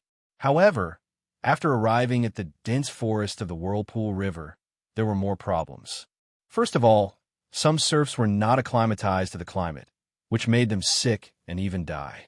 Then, there were more mosquitoes in the forest, which killed many serfs after being bitten by mosquitoes. Finally, the hot weather caused many serfs to suffer from heat stroke. The fleet brought a total of 2,000 serfs. After going back and forth, more than 500 serfs died. As for the knight with chi was very adaptable. Except for a few who died due to the World of Warcraft, the other knights still maintained their full fighting strength. It seems that I was a bit too hasty. The knight can adapt to the environment of Blazing Island, but the serfs can't. List shook his head. He felt somewhat uncomfortable. The serfs of the pioneering team lived and ate in the wild, which was full of dangers. They couldn't be compared to the serfs of Firewood Town. Your Highness, death is inevitable in pioneering. They came for the gold coins, so naturally, they have to be prepared to die for the gold coins. Duarte didn't care at all. The dead serfs can be slowly replenished later. The priority is to develop Blazing Island and open up the living area of the Whirlpool River as soon as possible. The knight in this world was compassionate. However, there were almost no knight who truly had compassion for the serfs. The huge class gap made the nobles basically look down on the commoners. Their compassion was only directed towards the knight of the same class. Unless they were killed in a charge, the knight would not be killed under normal circumstances.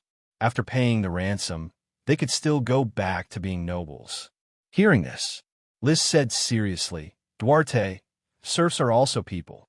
You need to change your previous attitude. The Blazing Islands are in urgent need of development. Every serf is an important resource. In the future, the Knight of the Fire Nation will be born from the descendants of these serfs. Duarte nodded and said, Your Highness, I understand. I will protect the serfs seriously. Although he said so, his expression still revealed his disapproval of the serfs. This was a deeply ingrained idea. It was difficult to change it without going through a revolution of blood and fire. Liszt understood Duarte's mentality very well. In fact, he was also an aristocrat. If he really came up with the idea of everyone is equal, he was afraid that even he himself would not be willing. No, Duarte, you still don't understand. The serfs we brought from outside will breed enough knight to protect the Fire Nation in the future. Duarte didn't reply. Liz continued. All serfs who come to the Blazing Islands to develop the wasteland will be granted the status of free people after the founding of the country. They will be given land to farm so that in the near future they can strive to become knight families and become the backbone of the Fire Nation. Your Highness, aren't you being too generous to the serfs? Duarte asked carefully. No, you will understand my plan after listening to me. Liszt smiled slightly. The reason why I have such an idea is very simple. Not long ago, I discovered a large number of Aboriginal tribes on Blazing Island. Their civilization is very backward, and their skin is darker than ours. Aboriginal tribes. Duarte's eyes widened. These aboriginal tribes can be used as serfs to develop the Blazing Islands, can't they? Duarte said excitedly. Since there are a large number of aboriginal tribes, it is obviously more cost-effective to capture them as serfs. Although the serfs we brought are of low status, after all, they have the same bloodline as us. They should not continue to be serfs. I finally understand Your Highness' foresight. It's good that you understand, List said faintly. Immediately organize orders of chivalry and bring a few magicians to investigate the nearby aboriginal tribes. I need to figure out the origin and development of these aboriginal tribes. It would be best if I can master their language. But before figuring out the origin of the aboriginal tribes, pay attention to secrecy. Chapter 837. Orders of Chivalry's method of investigating the native tribe was much more brutal than List had imagined. They acted directly at night, surrounded the native tribe, and then arrested everyone in the native tribe. What followed was a series of tedious interrogations. If they could not speak the native language, they would use sign language to communicate. After tirelessly trying, they finally began to understand the general situation of the native tribe. This was a small tribe of 186 people. Most of the natives did not have the talent for cultivation, so they fought and hunted like savages. The natives who had the talent for cultivation were protected by the tribe and sent to larger tribes to learn magic. The few old men who looked like tribal priests were all mages who had returned after learning. Your Highness, these native tribes should be the inheritance left behind by ancient mages. Their spellcasting methods are very ancient and are very different from the current spellcasting methods. A mage explained to List, their methods of using magic runes are also very ancient. Times were developing, and magic was constantly improving.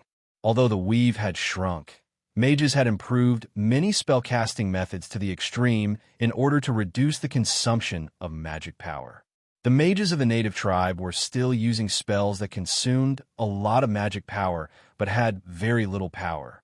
Therefore, the mages of the pioneer group deduced that it was the inheritance of ancient mages and had been preserved generation after generation on the isolated Flame Island.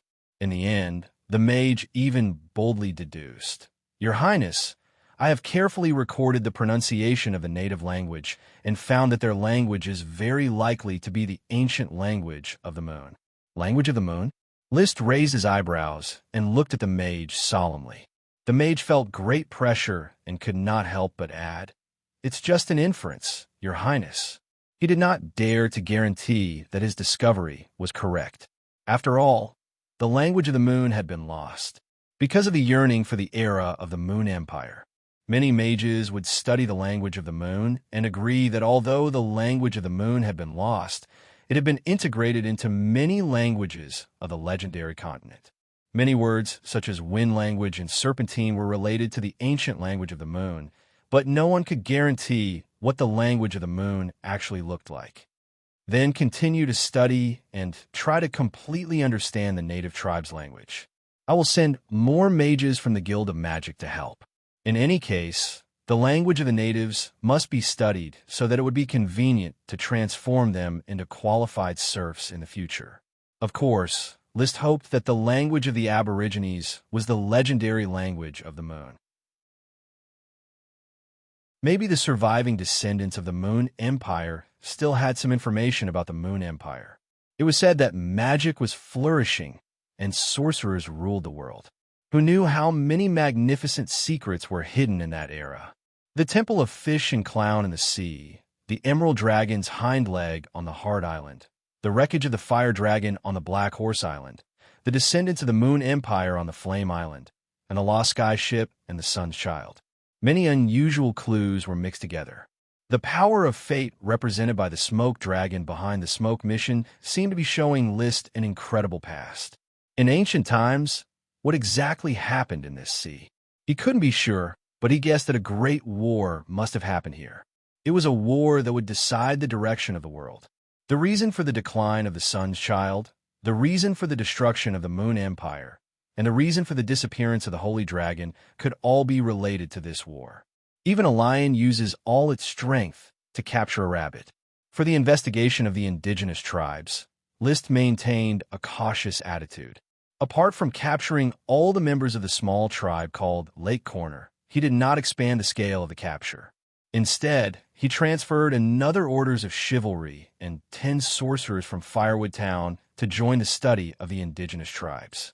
After 10 days of research, they finally figured out everything about the indigenous tribes. The indigenous tribes called themselves the people who killed the moon, so List called them the people who killed the moon. As for why the people who killed the moon wanted to kill the moon, there was no way to find out. They called themselves that since they were born, and no one questioned why they wanted to kill the moon. The people who killed the moon were divided into large tribes and small tribes. Usually because there was not enough food in a certain forest, the small tribes were separated to the surrounding forest to make a living. The Lake Corner tribe was a small tribe that had just been separated. Most of them used to be called Xianxia, living in the corner of a mountain range. The composition of the Lake Corner tribe was mainly divided into warriors and sorcerers. According to their language, sorcerers were people who used magic. Warriors were adult males. They were mainly responsible for hunting and gathering to provide food for the tribe. Sorcerers were the few old people. They mastered magic and used it to defend against the invasion of World of Warcraft. To make it easier to distinguish, List called them ancient sorcerers. Bend, fold, hook, and bend again when the oldest ancient sorcerer, under the request of the researchers, wrote down the word sorcerer in their language. The sorcerers of the Guild of Magic who had studied the moon language collectively exclaimed in shock, "This is the moon language." In the moon language, sorcerer is written like this. They also took out a few magic books, which recorded many ancient words of the moon language. Let's take a look. Sure enough, the word sorcerer on the magic books was the same as the word sorcerer, written by the ancient sorcerers of the Lake Corner tribe, especially the curved structure, which had a very clear characteristic of the moon language, as if different moons were piled up together. The moon language was a complicated hieroglyph. It used the different numbers and shapes of the moons to express the changes of things. Because it was too abstract, modern sorcerers could not completely crack the moon language after thousands of years of research. Now, the Lake Corner tribe used the moon language as a language to communicate. Without a doubt, they should be the descendants of the Moon Empire who wandered to Flame Island to live and reproduce. It was a pity that the prosperous magic civilization of the Moon Empire was not inherited. The life of these indigenous tribes was not much different from that of the primitive people far behind the Night civilization. The remnants of the Moon Empire. List sighed. Then he increased the research on the Moon Killer, trying to uncover the mystery of the Moon Empire. However, the information that the Lake Corner tribe could provide was too little. This was only a very small Moon Killer tribe. There is only one ancient sorcerer in the tribe who could write the moon language, and only a small part of it. This part of the moon language was about magic and did not involve daily life. Your Highness, we need more Moon Killer tribes for research. The sorcerers could not hold back their excitement and shouted to capture more Moon Killer tribes. Even a Chi, who was busy with magic experiments in the Inferno town, asked List several times about the Moon Killer tribes. Sorcerers had very complicated feelings about the Moon Empire. They yearned for the era when sorcerers ruled the world and put all the good things on the Moon Empire. But everyone knew that the Moon Empire was only one of the ancient human countries. With the development of the times, the understanding of the Moon Empire was probably beyond recognition. List was also curious. So he waved his hand, then, Durut Red Apricot, Cross Buckthorn, get ready. Complete the capture of the superior Mountain Horn tribe of the Lake Horn tribe, without alerting the larger tribes of the Moonkiller tribe.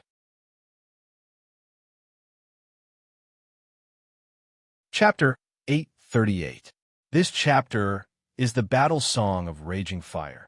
Compared to the small Lake Horn tribe with 186 people, the Mountain Horn tribe was a big tribe with more than 1,000 people. There were more than 80 ancient sorcerers in the tribe. However, according to the ancient sorcerers of the Lake Horn tribe, the listener of the Mountain Horn tribe, which was equivalent to the great elder of the tribe, was at most an archmage. As for the strength of the listener of the bigger tribe, the ancient sorcerers of the Lake Horn tribe didn't know. The Moonkiller people didn't know the level of the ancient sorcerers. Most of them got the position of listener through hard work. It just so happened that the older the caster, the more powerful they were. Therefore, the listener was usually the most powerful one in the tribe. When the two sword saints, Duarte and Claus, led a large group of Earth Knights to the Mountain Horn tribe, the listener and the ancient sorcerers were quickly captured. After the Knights' warrior energy connected to form a forbidden area, the magic of the ancient sorcerers became ineffective. As for those ordinary warriors, no matter how accurate their arrows were or how sharp their swords and spears were, they were no match for the knight with warrior energy. Soon, the whole process of encircling, killing, and capturing was completed. The Mountain Horn tribe, with more than 1,000 people, was completely destroyed in a short time. After tying up the Moonkiller people, they began to search for the resources in the settlement of the Mountain Horn tribe. The trainee knight who didn't need to charge carried out the task of packing well. They almost turned the whole settlement upside down and took away any kind of resources.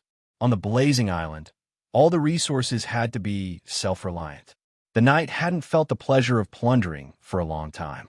I didn't expect this small indigenous tribe to be so rich in resources. List didn't ride a dragon. He rode a war horse and followed the orders of chivalry. Your Highness, it's summer now.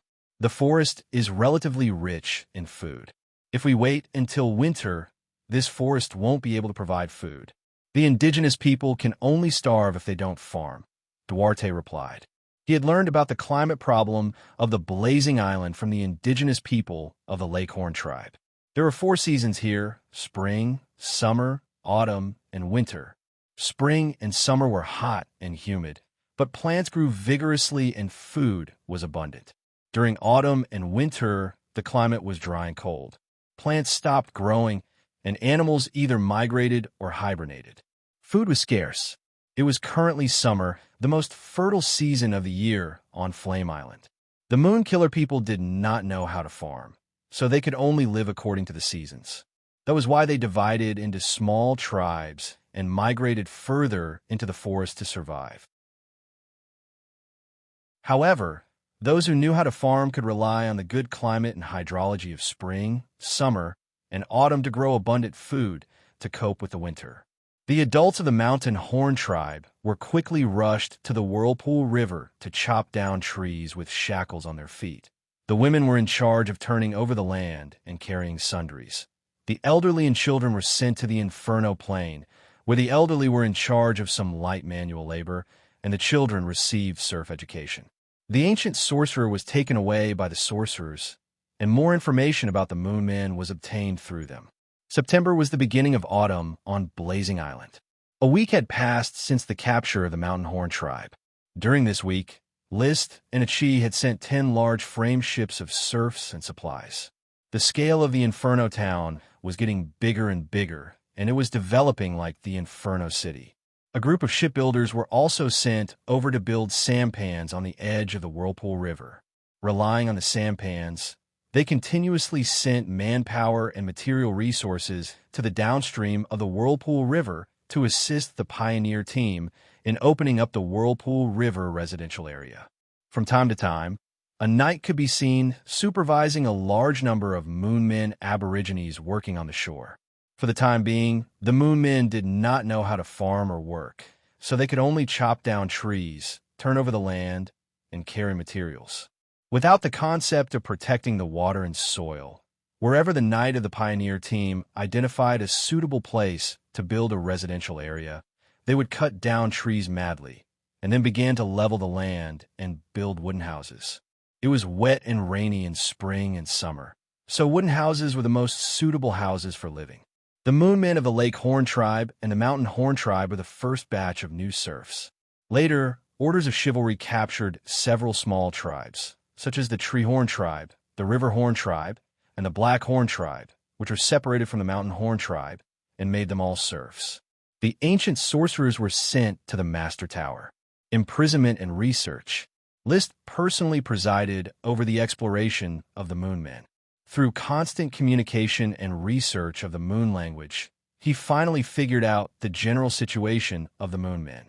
The listener of the Mountain Horn tribe was called Kei, and the tribesmen called him Kuei. When Kuei was young, he had traveled through the forest and visited many large tribes like the Mountain Horn tribe. Some large tribes occupied the most fertile forests and even had a population of more than 10,000. In all the tribes, there were ancient sorcerers who mastered extraordinary magic and precious knowledge. He communicated with the ancient sorcerers to learn about the world, himself, the future, and the past. The ancestors of the Moon Men were a group of great sorcerers.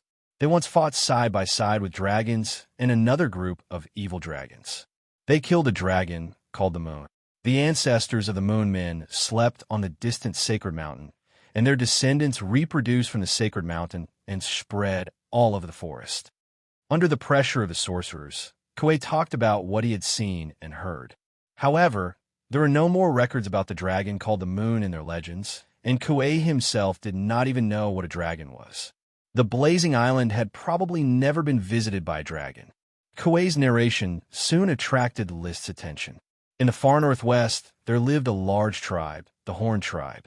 The Mountain Horn tribe split from the Horn tribe hundreds of years ago. The Horn tribe guarded a broken tower, which was the authority established by their ancestors, and worshipped the treasures left by them. Ask Kuei carefully where the Horn tribe is. Yes, Your Highness. After being interrogated by the sorcerers, Kuei could not describe the location of the Horn tribe. He had never traveled to the Horn tribe and only knew its approximate location. Even if he looked at the map of the Blazing Island, he could not figure it out. He could only make a preliminary judgment that the Horn tribe was not in the swirling river. Looking at the map, List made a simple guess. The Mountain Horn tribe is downstream of the swirling river, and the Horn tribe is in the northwest, about this place. He drew a circle in a certain area on the map and decided to look for it himself.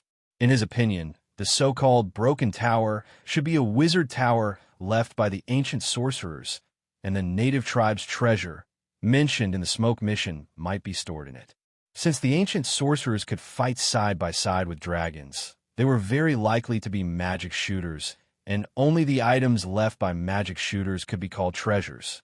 It's a pity that Kuei doesn't know how many tribes there are in the Moon Men tribe, so the smoke mission can't be completed for now. List felt a bit regretful. However, when he called out the smoke mission and confirmed it habitually, he suddenly found that the smoke had changed. Chapter 839. The goal of the previous mission was to find out the origin of the indigenous tribe's cultivation system and figure out the development of the indigenous tribe. List felt that he had not figured out either of these 2 points.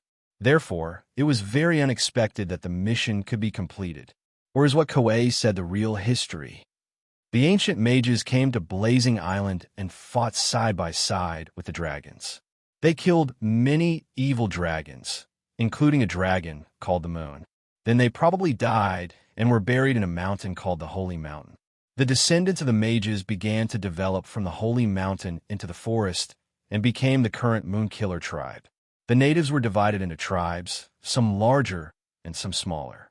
The ones in charge of the tribes were all mages, but they were relatively weak. List touched his chin. So the Emerald Dragon, Fire Dragon, and even the Smoke Dragon all participated in that ancient war? He suddenly thought of the Emerald Dragon's hind leg. Could it be the work of the Moon Dragon that could directly make a smooth cut on the hind leg of a sacred dragon like the Emerald Dragon? But the question was, what kind of dragon was the Moon Dragon? If there's a Moon Dragon, would there be a Sun Dragon or even various star dragons? Could these dragons be categorized as astral dragons? Of course, this was just his boring guess. He did not even know if the Moon Dragon was related to the moon. He cast his eyes on the newly changed smoke serpentines. Mission: you have some understanding of the situation of the indigenous tribe. So how to develop the indigenous tribe is the top priority. Before that, why not find the Holy Mountain and investigate the secrets of the ancient mages? Please explore the Holy Mountain. Reward: the entrance to the ruins. Holy Mountain. Kuei had never been to the Holy Mountain and did not know where it was, but this was not important. Orders of Chivalry had already made preparations for a large-scale search and killing of the Moonkiller tribe, and he himself was ready to take action, since he already understood that the Moonkiller tribe was not a threat to him. As a Dragon Knight, he naturally could roam the entire Blazing Island without caring about any obstacles. However, Lys did not immediately start searching for the Holy Mountain. He decided that before that, he would first complete the work that he had not been able to find time to complete, drawing the topographic map of Blazing Island. At present, Blazing Island only relied on a chi to draw the outline of the island. There was no data on the internal terrain of the island. This was an obstacle for the overall development of Blazing Island. Do what you think. After assigning the task of capturing the natives of the Moonkiller tribe, he rode on the invisible dragon bard and began to explore the surroundings of the river vortex. He did not fly close to the ground, but instead flew over from a high altitude. He used the sextant to calculate his position at any time and drew the terrain according to the outline of the Flame Island. First of all, the southeast part of the island was a hilly and flat area. There weren't many mountain ranges, and the Vortex Mountain was one of the few mountain ranges. The rest were all short mountains, lush and verdant. Almost all of it was wrapped in a green primeval forest. There was a small number of Moonkiller native tribes in this area, but their area of activity was not large. It was likely that they had not found a foothold in the forest. The mana in the forest was very active, and it was inferred that there was a large number of World of Warcraft living here. It was difficult for the Moonkiller native tribes to compete with World of Warcraft for living space. It took him 5 days to draw the topographic map of the southeast region. Apart from the Whirlpool River, he found 2 smaller river basins. These were all places that could be developed as residential areas. After that, he patrolled the central region of the island. The forest in the central region was gradually becoming less dense, and the terrain was very flat. There were only a few trees in some areas, revealing the barren land. Apart from the 2 east-west mountain ranges in the center, there was no other complex terrain. There was also a river that was bigger than the Whirlpool River. On the ground, there were many Moonkiller native tribes. They did not form cities, and they all existed in the form of primitive tribal settlements. By the time the topographic map of the central region was drawn, it was already late September. Lys patrolled the northwest part of the island without stopping. After searching for only 3 days, he suddenly found a group of volcanoes that were emitting smoke. In the crystal white orbit, these volcanoes were all full of rich volcano supermagic, and they were all active volcanoes. 1, 2, 3, 4, there are 9 active volcanoes. Lys was greatly surprised. He was worried that Leo could not get a volcano for training, but he did not expect that there were 9 active volcanoes on this land, and each volcano was full of vitality. Bard, let's go to the biggest volcano. He did not inform the little fire dragon Leo, who was sleeping in his body, and continued to move forward with the invisible dragon. The volcanoes were distributed in a large plain area, and each volcano was a typical cylindrical volcano. The volcanoes were high and low, big and small, and the mountains were also divided into those with trees and those without. There were also many extinct volcanoes in the surroundings, which had been damaged by weathering and had become a part of the forest. Only the 9 connected active volcanoes were still emitting smoke, and they stretched across the end of the land. The invisible dragon flew with all its might and came to the top of the largest active volcano. It immediately saw that the center of the huge volcano contained continuously tumbling magma. It seemed as if it would erupt at any time. So big, Lys exclaimed. The diameter of this volcano was definitely more than 2,000 meters, and it was slightly oval in shape, slightly wide from east to west, and slightly narrow from north to south. There were no plants on the outside of the volcano, only thick black rocks. The inner wall of the volcano was slanted toward the center, and in the center of the volcano was the magma spewing channel, which was at least 100 to 200 meters in diameter. It was countless times larger than the volcano Lys saw on the Dodo Island, especially when he flew toward the inside of the volcano with the invisible dragon bard. he felt like a fly flying into a bottle. He suddenly felt how big the world was and how small he was. After circling around the inner wall of the volcano, List rode Bard back to the top of the volcano. He jumped down from Bard's back and stood at the top of the crater, which was shaped like a blade. On his left was the bottomless crater, and on his right was the sloping mountain. Looking at the shape, it could be imagined that a volcanic eruption had occurred here 1 or 2 years ago. The crisscrossing and cracked ravines on the mountain were the best evidence of the magma flowing through it. If this volcano erupted, how powerful would it be? List found it hard to imagine. He looked at the scenery for a long time, and after soothing his shock, he signaled Bard to go invisible. I'm going to release Leo and let it cultivate here, Bard. Wuxia. Bard was not a dragon that liked to compete for favor. He had no interest in paying attention to the rash little fire dragon. He directly concealed his figure and flew toward the other craters. So List summoned the little fire dragon Leo. Rumble. Flames soared into the sky and quickly turned into the little fire dragon Leo with black and red scales. It had a wingspan of 26 meters and a body length of 26 meters. In its infancy stage, it had already surpassed the size of an adult invisible dragon. Roar! Leo let out a majestic roar. In the next moment, the whole dragon suddenly froze, staring blankly at the huge crater below. Leo, I promised you that I would find a crater for you to cultivate in. Now is the time for me to fulfill my promise. List put his hands behind his back and looked at Leo indifferently. Cultivate well here. I will come to see you often and bring you the food you need. Roar! Leo looked at List and let out an intimate roar. Then it folded its wings and rushed toward the crater in a free-fall motion.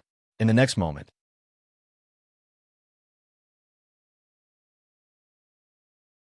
Chapter 840. Endless Volcanoes. This was the name List had given to the 9 active volcanoes. He called the largest one Mount Doomsday. He had a feeling that if this volcano erupted, its power would be enough to destroy the world. Hence, when he summoned Leo, he specifically told him to suppress the volcano supreme demon and try his best to eliminate the possibility of an eruption. It was not easy to find such a suitable island to build a kingdom on, and he did not want it to be destroyed by a volcano. This Endless Volcanoes is Leo's perfect dragon nest. The next step is to find a suitable place for Ethan to build a dragon nest. List pondered as he stood above the crater of Mount Doomsday. The light green gemstone dragon was a gemstone dragon, a production-type dragon. It needed to build a dragon nest as soon as possible to develop a gemstone mine. As for the invisible dragon Bard, it did not need a fixed dragon nest. It would be more comfortable to build a teleportation circle like the Great Maelstrom. Let's go, Bard. We'll continue patrolling Blazing Island. Summoning Bard, the man and dragon continued their journey. Apart from the endless volcanoes, there were many undulating mountain ranges in the northwest of Blazing Island. The terrain was mostly high, but there were also many valleys and basins suitable for living. Generally speaking, the northwest of Blazing Island was full of undulating mountains, the center was dry and full of plains, and the southeast was humid and full of rivers. Judging from the terrain alone, the whole of Fiery Island was basically an area suitable for farming. There was no land that was too dangerous or barren. After spending the entire September, it was October of year 154 of the Sapphire calendar. The topographic map of Blazing Island was finally completed. Based on the map, he had a general plan on how to develop Blazing Island. He also had 2 choices for the location of the capital. One was the Great Plains in the center of Blazing Island. It was accessible from all directions, and it was next to a huge lake, so there was no shortage of water. However, the Great Plains did not have any geographical barriers, so it was easy to attack and hard to defend. The capital could be threatened at any time. The other was another mountain range in the southeast, next to the Maelstrom Mountain. The capital could be built in the valley at the foot of the mountain. The hydrology and geography were excellent. As long as the exits on both sides of the valley were blocked, no matter how many knights there were, they would not be able to charge in. The palace could also be built on the mountain, forming a corner with the capital. Actually, with the dragons, it doesn't matter if the capital is blocked by steep cliffs or not. The benefits of building a capital on the Great Plains are obvious. Unfortunately, I don't have the strength to develop the Great Plains for now. I'll build the capital in this valley first. It's not far from the Great Whirlpool, so it'll be easier to develop. After comparing in his heart, he decided on the location of the capital. Then, he named the mountain range Blazing Mountain and the valley Blazing Valley. The future capital was temporarily named Fire King City. The Blaze family was proud of the fire dragon, so it was appropriate to name it this way. However, the name was only temporary. That was because List already had 3 dragons, and it was unknown how many more he would have in the future. Since they dared to directly establish a kingdom, it meant that they were not afraid of other dragons being exposed. When the time came, which dragon should they name it after? It was hard to say. Rolling up the map, List and Bard walked on the material boundary and quickly flew toward the Vortex Mountain. During this period of time, he had been continuously mapping the terrain, and he had become more and more proficient in working with the invisible dragon. Not only did he achieve complete spiritual harmony, but he also created 3 moves of the invisible Dragon Knight, Dragon Battle Energy Secret Book. They were Ghost, which involved the left and right horizontally and paid attention to the word wipe, Shadow, which focused on the tip of the dragon's spear and paid attention to the word lift, and Snow Mountain, which focused on the word collapse. Ghost, wipe, shadow, lift, Snow Mountain, collapse. These 3 powerful battle skills were mainly assassination skills, which suited his position of the invisible dragon.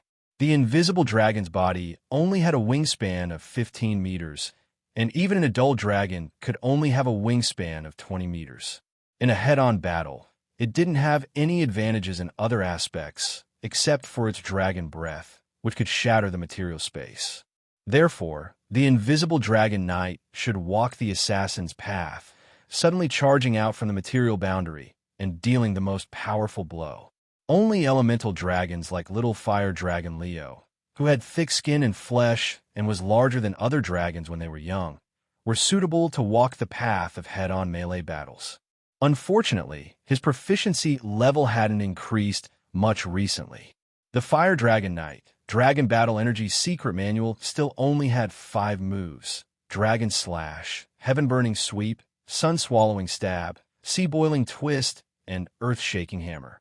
As for the Light Green Gem Dragon Ethan, the Light Green Gem Dragon Knight, Dragon Battle Energy Secret Book, was researched by generations of Dragon Knight, and it had 7 moves: Moonlight, Green Shadow, Thunder, Spiral, Stone Break, Forest, and Phantom.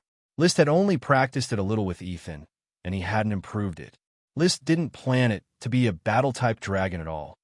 Unfortunately, I only have 1 dragon, and it's troublesome to allocate time to 3 dragons. It was troublesome when there were only a few dragons, and it was also troublesome when there were more dragons. Looking at the white spatial structure in his field of vision, he sighed silently. There's nothing perfect in this world. Their minds were harmonized, and the invisible dragon sensed his true thoughts. It responded with a sound that was unknown whether it was an agreement or mockery. When he returned to the infernal plains, it was completely different from a month ago. There were no longer any trees in the entire infernal plains. Everything had been cut down and turned into flat land. Wizard towers, windmills, irrigation water wheels, and city water towers were built one after another. A gravel road stretched from east to west in the infernal plains, directly leading to the forest in the distance that hadn't been cut down yet. Carriages sped on the road, transporting carts of wood, beasts, and fruits back to Infernal Town. Infernal Town was completely different. Neat stone buildings stood on both sides of the cross-shaped street, and the flat stone road was crowded with horses and carriages. Tall wooden houses rose from the ground outside the town. These were all temporary residences for the increasing number of knight and serfs. The town was developing into a small city. In the upper reaches of the Whirlpool River, the architects were busy instructing the craftsmen to dig the foundation. A named castle would soon be built here as List's palace. As the master of the Flame Islands and the future king, his personal life was more important than the development of Flame Island. Countless pieces of wood and stone were piled up on one side, what could be obtained locally and inexhaustible. Most of the stone came from the Blizzard Bee Squad, and a small part came from the widening of the Whirlpool River. There was sufficient water in the upper reaches of the Whirlpool Mountain. As long as the river was widened, small sailboats could be directly navigated in the infernal plains. Only sailboats could quickly connect with the residential areas in the middle and lower reaches of the Whirlpool River. At the moment, by the Whirlpool River, there were a large number of yellow-skinned serfs working hard to dig the river. They were all the Moonkiller tribe's natives. They were captured by orders of chivalry and trained as serfs to work here. Your Royal Highness, because of the resistance of the Moonkiller tribe, although not many knights were killed in the capture, many of these natives were killed because of resistance, wasting their labor. Duarte Red Apricot, the chief commander of the slave capture, immediately rushed to report. But after the natives adapt to the life of serfs, they rarely escape, so I think it's time to change the way we capture slaves. Tell me what you think. List leaned back in a rocking chair, enjoying the little hands of the maids rubbing his shoulders and leisurely drinking the freshly brewed Bampo milk. The last time he transported the frame ship, he deliberately transferred a group of serving men and maids from Thorn Castle to Infernal Plains. The serving men headed by Thomas were sent by him to supervise the construction of the castle, while the young maids headed by Little Lily stayed in the temporary villa in Infernal Plains to serve List.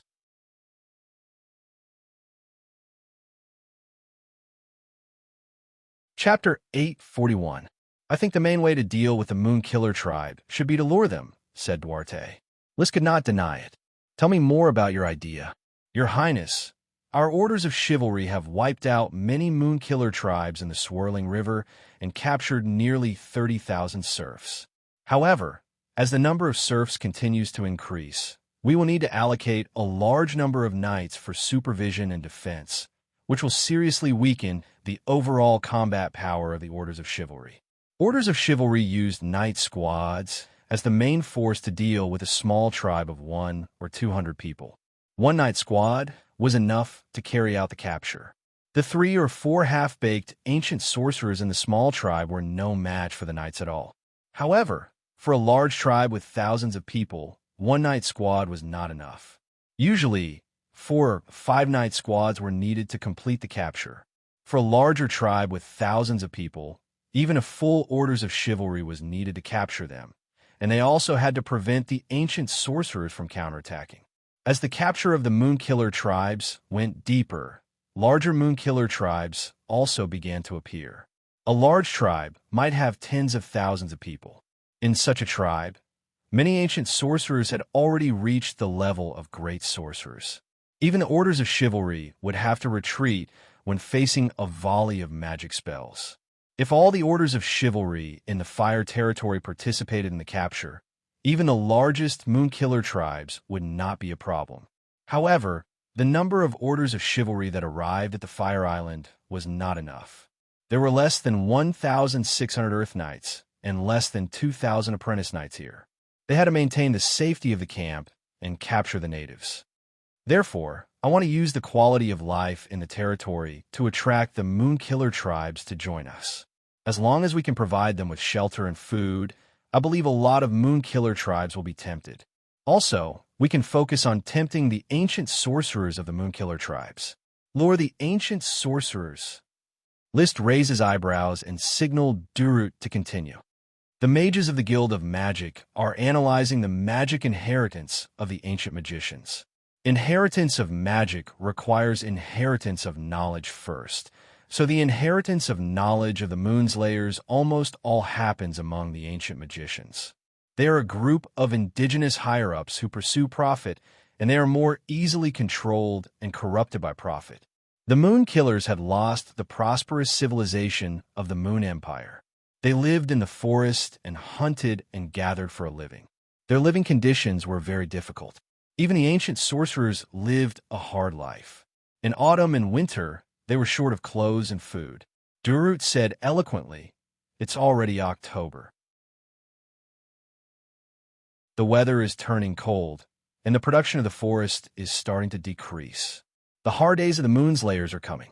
This is a good opportunity for us to change our plan and replace capturing the Moonkiller's serfs with enticement. As long as we corrupt the ancient sorcerers, no matter how many Moonslayers there are, they will all become serfs." Your suggestion sounds good. Since that's the case, let's gather all the regiment commanders of the Orders of Chivalry and the management of Firewood Town for a meeting to discuss this plan. The meeting was fixed for the evening. It was in the newly built administrative hall of Firewood Town. Before the meeting, he first invited Kinley Truth, the president of the Firewood Town's branch of magic, to ask about the ancient magicians and the Sacred Mountain. Kinley was originally in charge of research in the Whirlpool town of the Swirling Islands. With the discovery of the Moonslayers, she was transferred here to lead the research. "Your Highness," Kinley bowed. She was a magician who was obsessed with magic. Other than magic, she had almost no other interests. Her life revolved around magic. "You've studied many Moonslayer ancient magicians. How's the summary of the Moon language?" The Moon language is very complicated. Although the Moonslayers mastered the Moon language, many of the words were gradually lost, especially the records of the ancient Moon Empire. It's almost blank.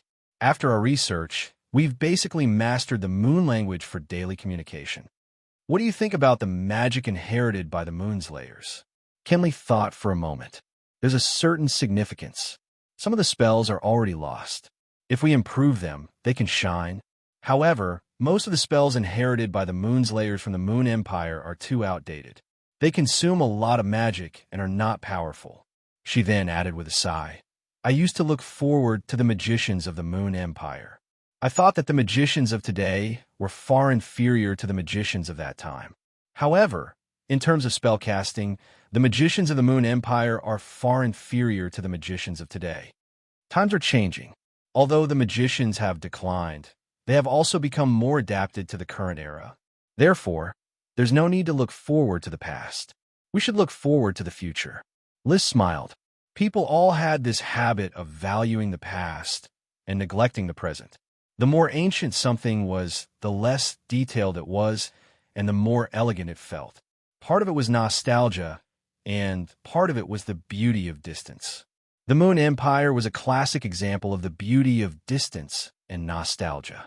Of course, it was undeniable that the magicians ruled the era and created a glorious magic civilization. Energetic and curious magicians could study magic, souls, big projects, and even the nature of the world. That was what the magicians yearned for most. In this world, the night ruled everything. Profit was the most important thing. As for the nature of the world, it did not matter. Could studying the nature of the world bring profit? If not, why would they even bother to study it? If they had the time, they might as well drink more wine, dance more, and have intimate contact with each other. List was also a knight.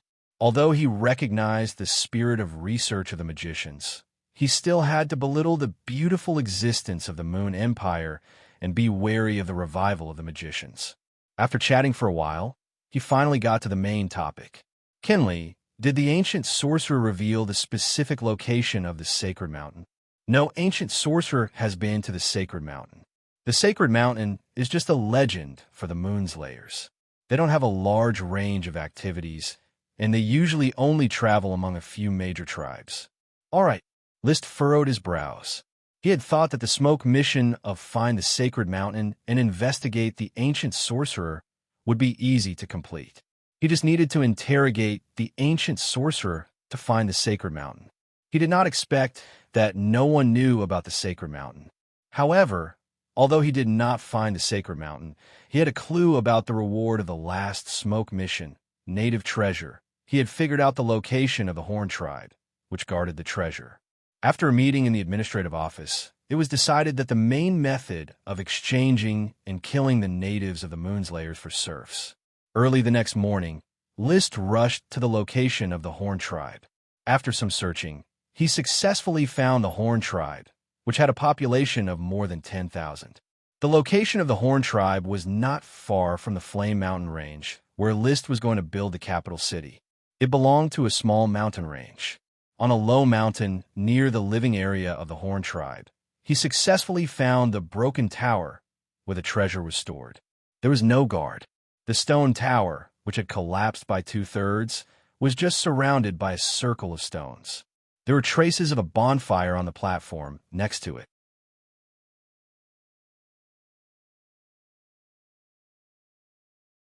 Chapter 842.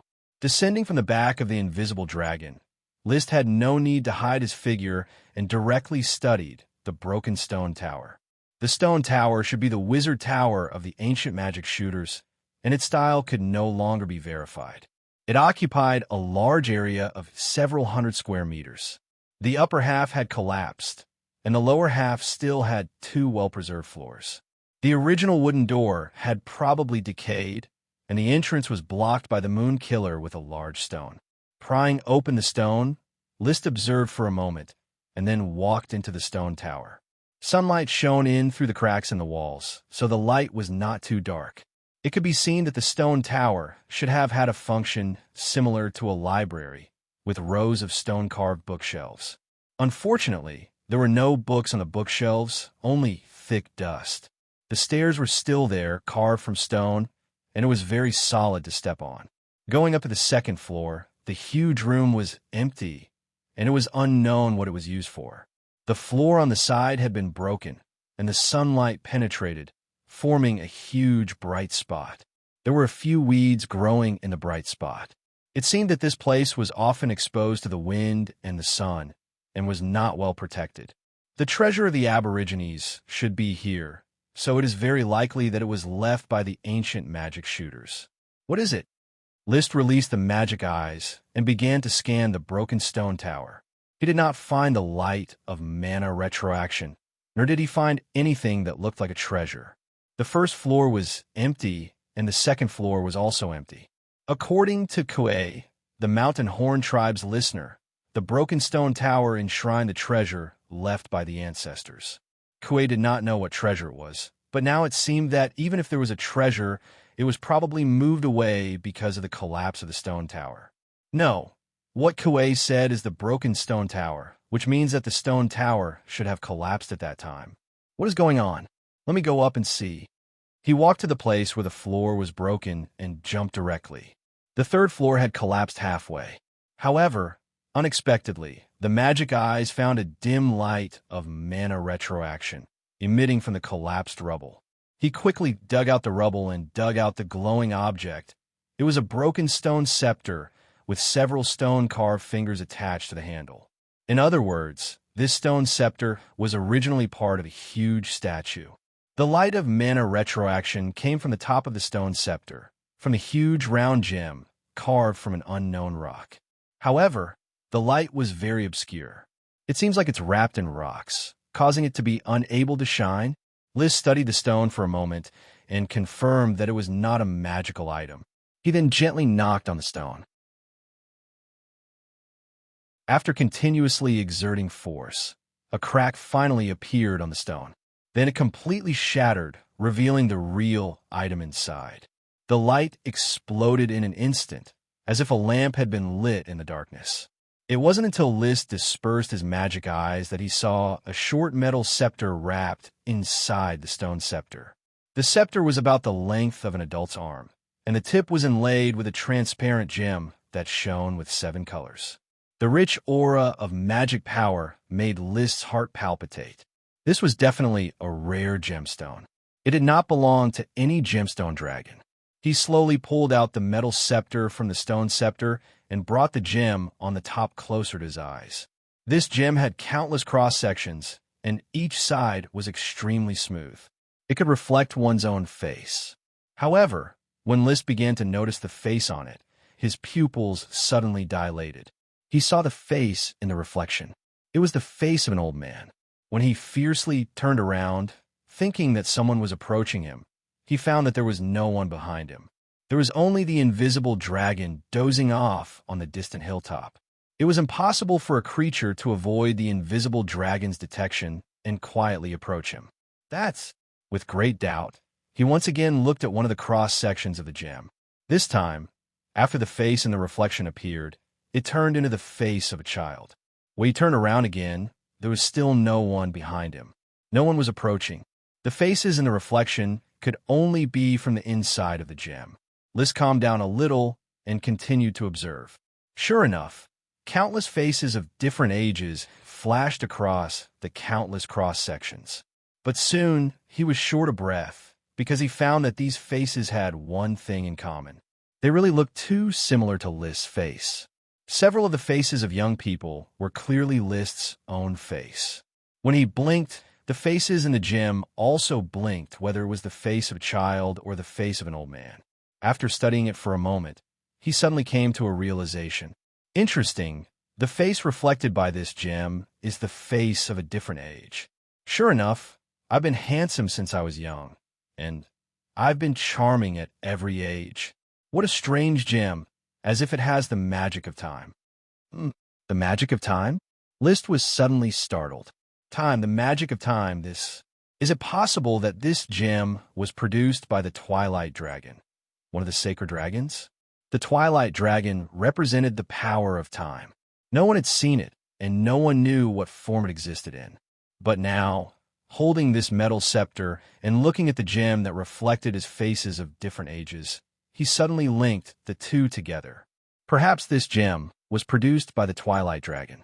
The spatial gem produced by the invisible dragon formed an independent space. The special gem produced by the Twilight Dragon inevitably had the nature of time. He tried to put the metal scepter into a spatial ring and found that no matter how he wrapped it with magic power, the scepter could not be absorbed by the spatial ring. Especially when his magic power wrapped around the special gem, it was as if time had passed and the magic power slowly dissipated. It could not be taken back. It really is magical. Perhaps this is the power of the Twilight Dragon, a kind of magic that involves time? List was still not sure of the attributes of this gem, but this did not prevent him from temporarily naming it the Time Diamond. The metal scepter was the scepter of time. Holding the scepter and admiring the Time Diamond's colorful light under the sunlight, List was very satisfied. Scepter of Time, what magical and incredible power do you have? How did those ancient magic shooters use you? Does finding you mean finding clues to the Twilight Dragon? The invisible dragon was in his hands. The power of the smoke dragon was entangled. The emerald dragon found a corpse, and now the gem of the Twilight Dragon was in his hands. Only the fairy dragon, which represented life, was left to cross paths with List. Maybe one day he could gather all 5 holy dragons and become the world's most powerful holy dragon knight. Of course, the holy dragon might not be the most magical dragon. The weave dragon should be the most terrifying dragon I have ever seen, and the moon dragon is probably a tyrannical dragon. These 2 dragons seem to be stronger than the holy dragon. Picking up the scepter of time and coming into contact with the Twilight Dragon clues, he was very satisfied with today's harvest. He inserted the scepter of time into his belt and focused his attention on the stone scepter that had been smashed. What was the intention of the ancient magic shooters to hide the scepter of time, a magical equipment that looks like a divine artifact, in a sculpture? I remembered that the tear of the mermaid found in the Temple of Fish Clown was also hung on a statue of a mermaid. It seems that these ancient powerhouses like to make statues of themselves. He kept rummaging through the rubble, trying to find other parts of the statue, but he could not find the rest of the statue.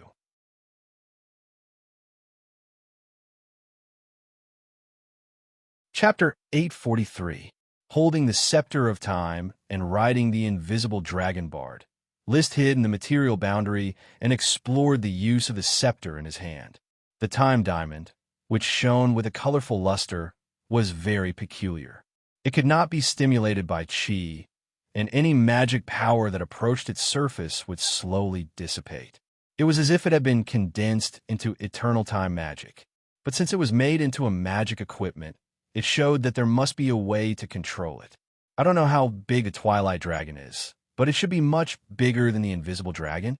After all, The time diamond produced by it is the size of a fist, while the space gem produced by the invisible dragon is only the size of a fingernail. Lys thought as he shook the scepter in his hand.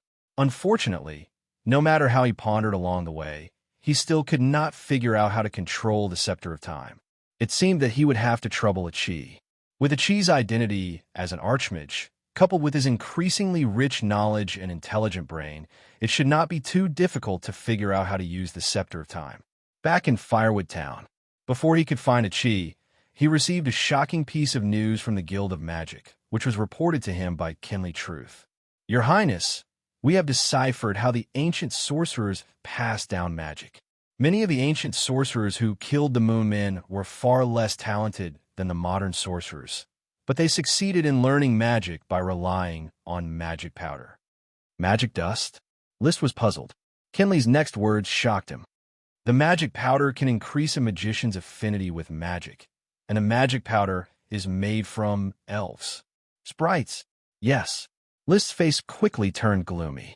He suddenly understood why he had not found a single sprite worm despite capturing so many Moonslayer tribes. He originally thought that the Moonslayer did not know how to use sprite worms, but now it seemed that the Moonslayer tribes only used them differently. According to Kinley's subsequent explanation, the magic inheritance of the Moonslayer tribes was completely exposed. When small tribes found sprite worms in the process of hunting and gathering, they would sell them to large tribes as trading items in exchange for living supplies. The listeners of large tribes mastered the method of using sprite worms to produce magic dust. By relying on the magic dust, the listeners of large tribes could cultivate more ancient wizards. These ancient magicians were all outstanding children selected by various tribes. They relied on the tribe's resources in exchange for the right to learn magic. Elves, magic dust, ancient magicians. The Moonslayer relied on such means to ensure that the legacy of the ancient magicians would not be lost. With the help of the ancient mage, the Horde would be able to snatch resources from World of Warcraft. Perhaps it was another way for the elves to farm. Although it was cruel, it was normal for the Moonslayer. Only, the small tribes did not know that sprite worms were used to produce magic power dust, which was a monopoly technology exclusively grasped by the listeners of the large tribes. Unforgivable! After understanding the cause and effect, Lys' expression was rather ugly. The number of elves in the wild was already very small, and the Moonslayer were hunting them down in large numbers. It could be said that there would be no elves in the Moonslayer's territory. The living area of the Moon Killers might have occupied most of the forests of Blazing Island, killing sprite worms generation after generation. God knows how many sprite worms had died tragically. Your Highness, if the listeners of the Moonslayer did not lie, then the method of using sprite worms to produce magic power dust is also inherited from the Moon Empire. Kinley's voice was somewhat gloomy. In the current era, elves were already synonymous with beautiful things. Although some greater aristocrats would still use elves to secretly forge elven weapons, the act of killing elves was generally considered to be immoral. In the era of the Moon Empire, which wizards yearned for, it seemed that the cultivation of wizards relied on the killing of elves. This was a huge blow to Kinley's worldview. Previously, when she learned that the spell-casting level of the Moon Empire was backward, it had already been a huge blow to her. Now, if she did it again, her favorable impression of the Moon Empire would be greatly reduced. The value of elves lies in their influence on plants and the potential for evolution. Human greed should not be built on the blood of elves. Lys immediately made a decision. Kinley, immediately go back and issue a ban. All wizards are absolutely not allowed to use research as an excuse to kill any elf. Kinley accepted the order. Yes, Your Highness. After she left, Lys spat out a mouthful of turbid air. Although he felt heartache for the tragic death of the sprite worms, his purpose in banning the killing of elves was to prevent wizards from researching magic power dust and thereby cultivate more wizards. This was already the era of the night. It was better for wizards to quietly withdraw from the stage of history. Leaning against the back of the chair, he suddenly thought of the Moon Empire under the rule of wizards. What kind of country is that?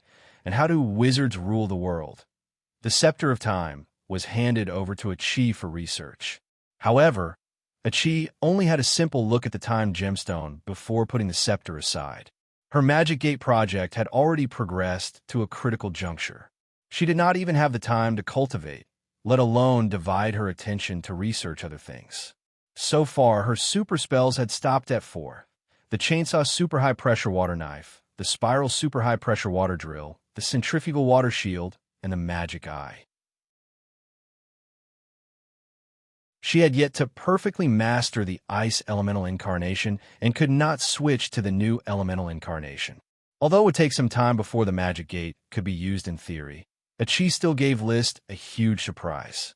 "Brother, this is a magic equipment specially made by Qi in response to Bard's tendency to get lost in the world beyond the material world. Its function is to locate the coordinates of the material space. As long as he remembers these coordinates, even if Bard gets lost, he can still find his way back." She handed over a string of something similar to a crystal pendant. With a glance, List knew what the magic equipment was made of: the invisible dragon scales. He did not know when, but Bard had unexpectedly given Qi a lot of its scales. For a dragon, scales were very important, more important than the gems it produced. One man and one dragon were so familiar with each other. Yet Bard was not even willing to give a space gem to List. Instead, he gave the even more precious scales to Qi. Had List not been a cheerful person, he would have been angered to death by such a treatment. "Forget it. There is no difference between giving it to Qi and giving it to me. I don't care about it." Calming himself down from wanting to beat up the invisible dragon, List took the magic equipment. He opened his mouth and asked, "Qi, what is the name of this equipment?" "Node Locator." "Oh." List did not say anything more. He felt that Qi's ability to name things did not inherit his elegant style and was too straightforward.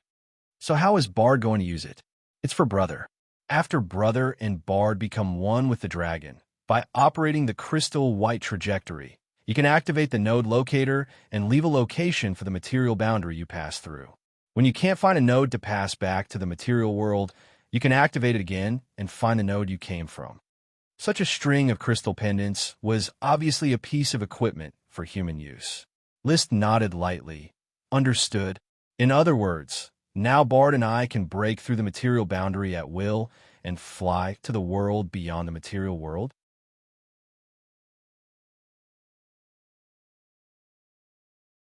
Chapter 844. Ever since it crossed the material boundary for the first time and almost got lost inside, the invisible dragon no longer dared to fly at high speed, fearing that it would accidentally fly into the world outside the material boundary and get lost inside, unable to extricate itself. The world outside the material boundary was something the invisible dragon could not understand at present. After all, it was just an immature invisible dragon, and its ability to control space was like a child holding a kitchen knife. Although the kitchen knife was very sharp, it was very likely to cut itself. Now that he had the node locator, the danger of getting lost was undoubtedly eliminated. After List figured out the usage of this magic equipment, he communicated with the invisible dragon Bard. This slender, graceful, and crystal-like dragon was very excited. It unexpectedly spat out 2 space gems that had just been condensed from space magic towards List's palm. Wuxia! The glittering, fingernail-sized gem had a spherical space with a diameter of 5 meters. At least it knows how to be grateful, much better than that white-eyed dragon Leo. List was pleased with himself, and the small emotion he felt because the invisible dragon was closer to Qi disappeared. He directly gave one of the 2 space gems to Qi. "You often need to prepare a large number of experimental materials, and it is inconvenient to carry without a space gem. Take this one." Leaving one for himself, he had 4 space rings, which were almost enough to meet his daily needs. 2 space gems were enough for Qi. As a siren, she ate very little, and a wizard did not need a lot of resources for cultivation. List, on the other hand, couldn't do it. He needed to carry too many items on a daily basis. just his personal cultivation resources took up the space of 2 space gems, so 4 was barely enough. Naturally, with the existence of the invisible dragon, there would only be more space rings than he could wear in the future, so there was no need to worry about having enough. It didn't take long for Liz to decide to try to cross the material boundary. The method of crossing was very simple. This was the invisible dragon's instinctive power, and it only needed to fly at full speed. Therefore, after the human and dragon became one, magic power and chi fused, quickly combining into a whole. With a flap of its wings, it quickly entered the material boundary and flew back and forth. Wuxia.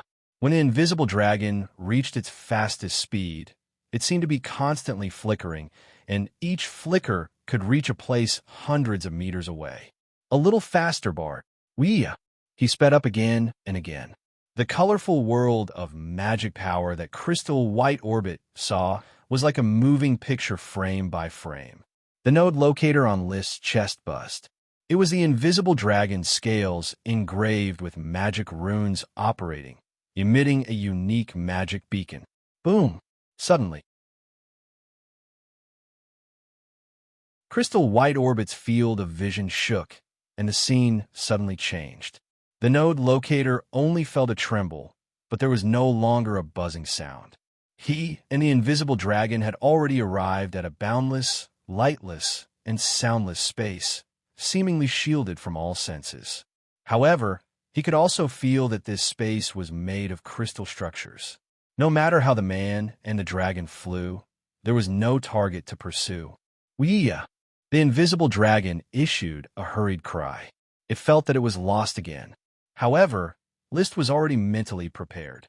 He operated the node locator on his chest. Immediately, a light flickered on the left side of the invisible dragon. Bard, it's working. That's the material boundary we came through. Wuxia. Don't worry. The perception is very clear. Don't worry about getting lost. Let's look around here and see if we can find a node we can cross. With List acting as the backbone, Bard no longer panicked and flew peacefully in the world outside the material world. Crystal White Orbit was still operating. Although the surroundings were pitch black and lightless, List still patiently searched for any unusual traces. He had seen these scenes in Bard's memories, and he had also discussed them in detail with a chi, so he knew how to deal with them. Bard, search with your heart. Your perception of space is an innate ability. As long as you calm down and search, you will definitely be able to find a weak material boundary. Wuxia. Bard, who was connected to List's mind, understood. Under List's guidance, it began to calm down and respond. Then, it slightly flapped its wings, and circles of special space magic power radiated outward like ripples on water. After a short moment, the surrounding space returned to the radiation of space magic power. Just like a bat's ultrasonic positioning, the invisible dragon could actually use its own space magic power to locate and search. This skill should be written in the List Dragon Knight Cultivation Manual and become the invisible dragon's 8th skill, magic positioning. In such a serious scene, he still had the leisure to be absent-minded and add new articles to the invisible dragon's information. Previously, the fire dragon had 7 skills: demonic dragon energy refinement, dragon breath tempering, dragon power focus, dragon heart code, dragon blood infection, dragon night resonance, and dragon eye track. Now, the invisible dragon had 8 skills: white eye track, material boundary, invisibility, dragon power focus, dragon heart code, dragon blood infection, dragon breath shattering, space shuttle, and magic positioning. These were skills outside of the dragon battle technique and belonged to the excavation of the dragon's innate talent. Some were abilities unique to different dragons, such as the fire dragon's demonic dragon energy refinement, dragon breath tempering, and elemental transformation, while the invisible dragon's dragon breath shattering, material boundary, space shuttle, and so on. Some were abilities common to all dragons, such as dragon power focus, dragon heart code, dragon blood infection, and slightly different white eye track and dragon eye track. The summary might not be comprehensive, mainly because List had been very busy recently, and the List Dragon Knight Cultivation Manual had not been updated for a long time. Thoughts flashed through his mind.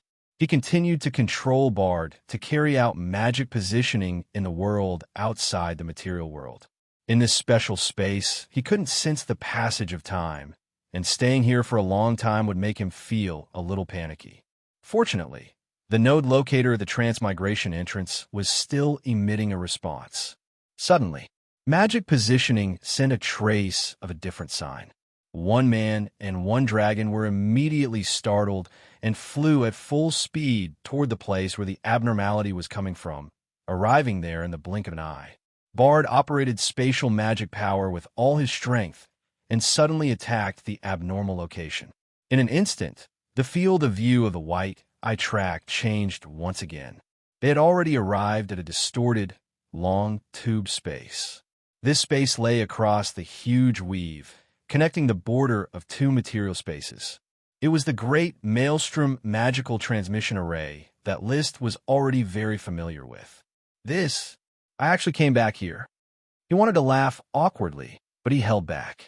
He only took a deep look at the weave that stretched out into the pitch-black darkness. The invisible dragon wasn't mature enough to break through the critical point, and he still couldn't see the true body of the weave dragon. Immediately after, he flew in the opposite direction to the other end of the wormhole space, which was the huge sea whirlpool of the Whirlpool Islands. The wormhole space was originally a one-way transmission array, and there would be a huge repulsive force that would push all objects to the entrance of the Whirlpool Mountains. But this was ineffective against the invisible dragon. It cheered and flapped its wings a few times, arriving at the entrance of the wormhole. With another fierce struggle, it flew out of the wormhole space. The rumbling sound of flowing water reached their ears, and there was a misty mist before their eyes. The moist air caressed their faces, and in the blink of an eye, they rushed out of the mist. List and Bard were at the entrance of the deep whirlpool well. One man and one dragon had successfully completed a spatial transmigration from the world outside the material world. He looked at the swirling funnel-shaped sea and the azure sky.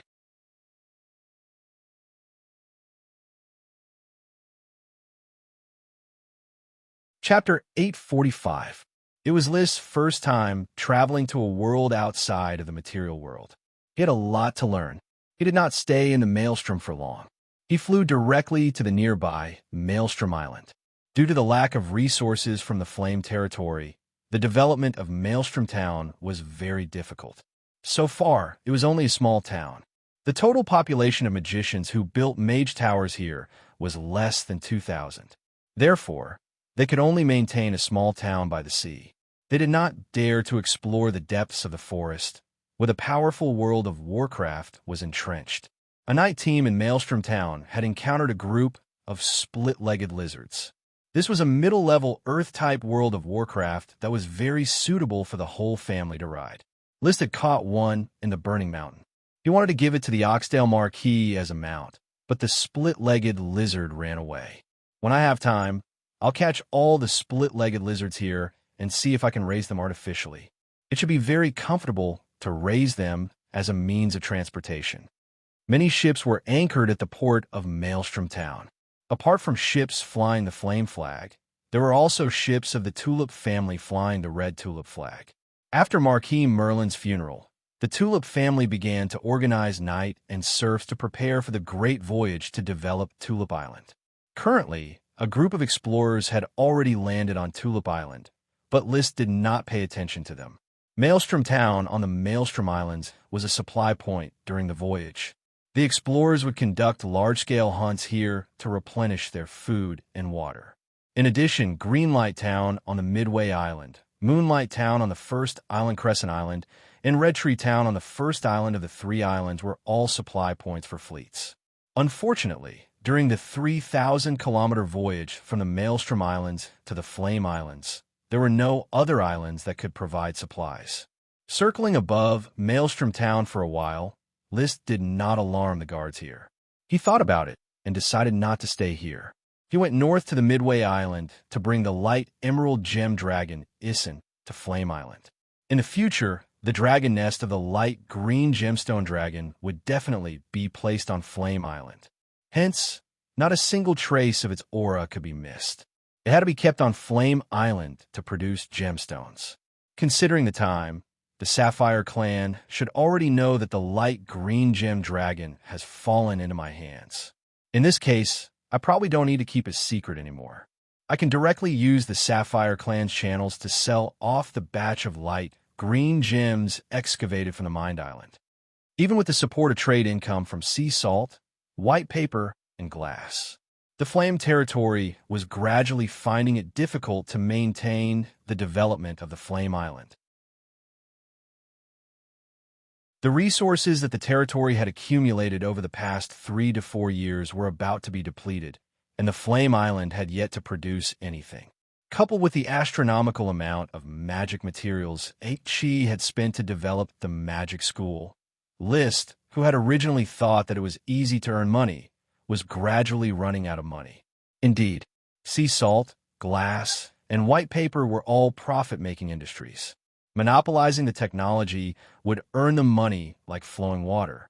However, the purchase of serfs, potions, food, metals, jade, magic materials, and other expenses were also spent like water.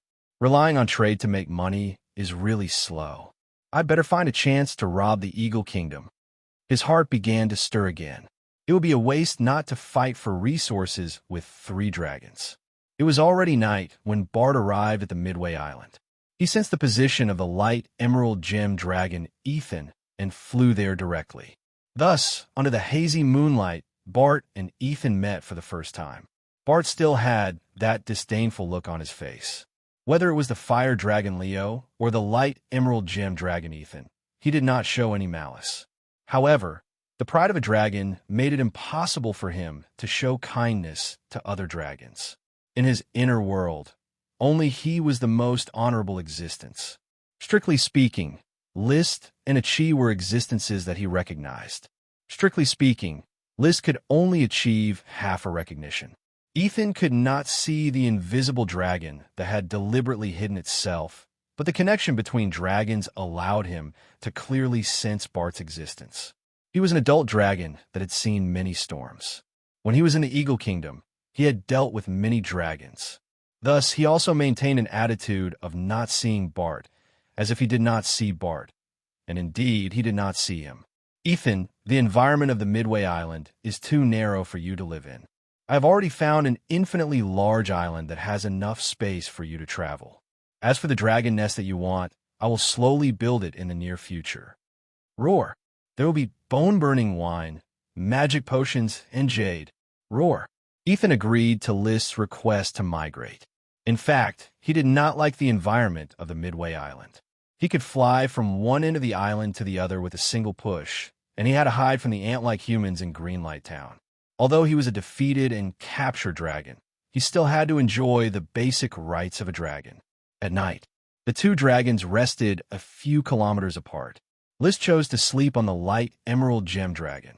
He had not been close to Ethan for a long time. The autumn wind was cool. He did not know the latitude of this place, but the temperature was dropping day by day.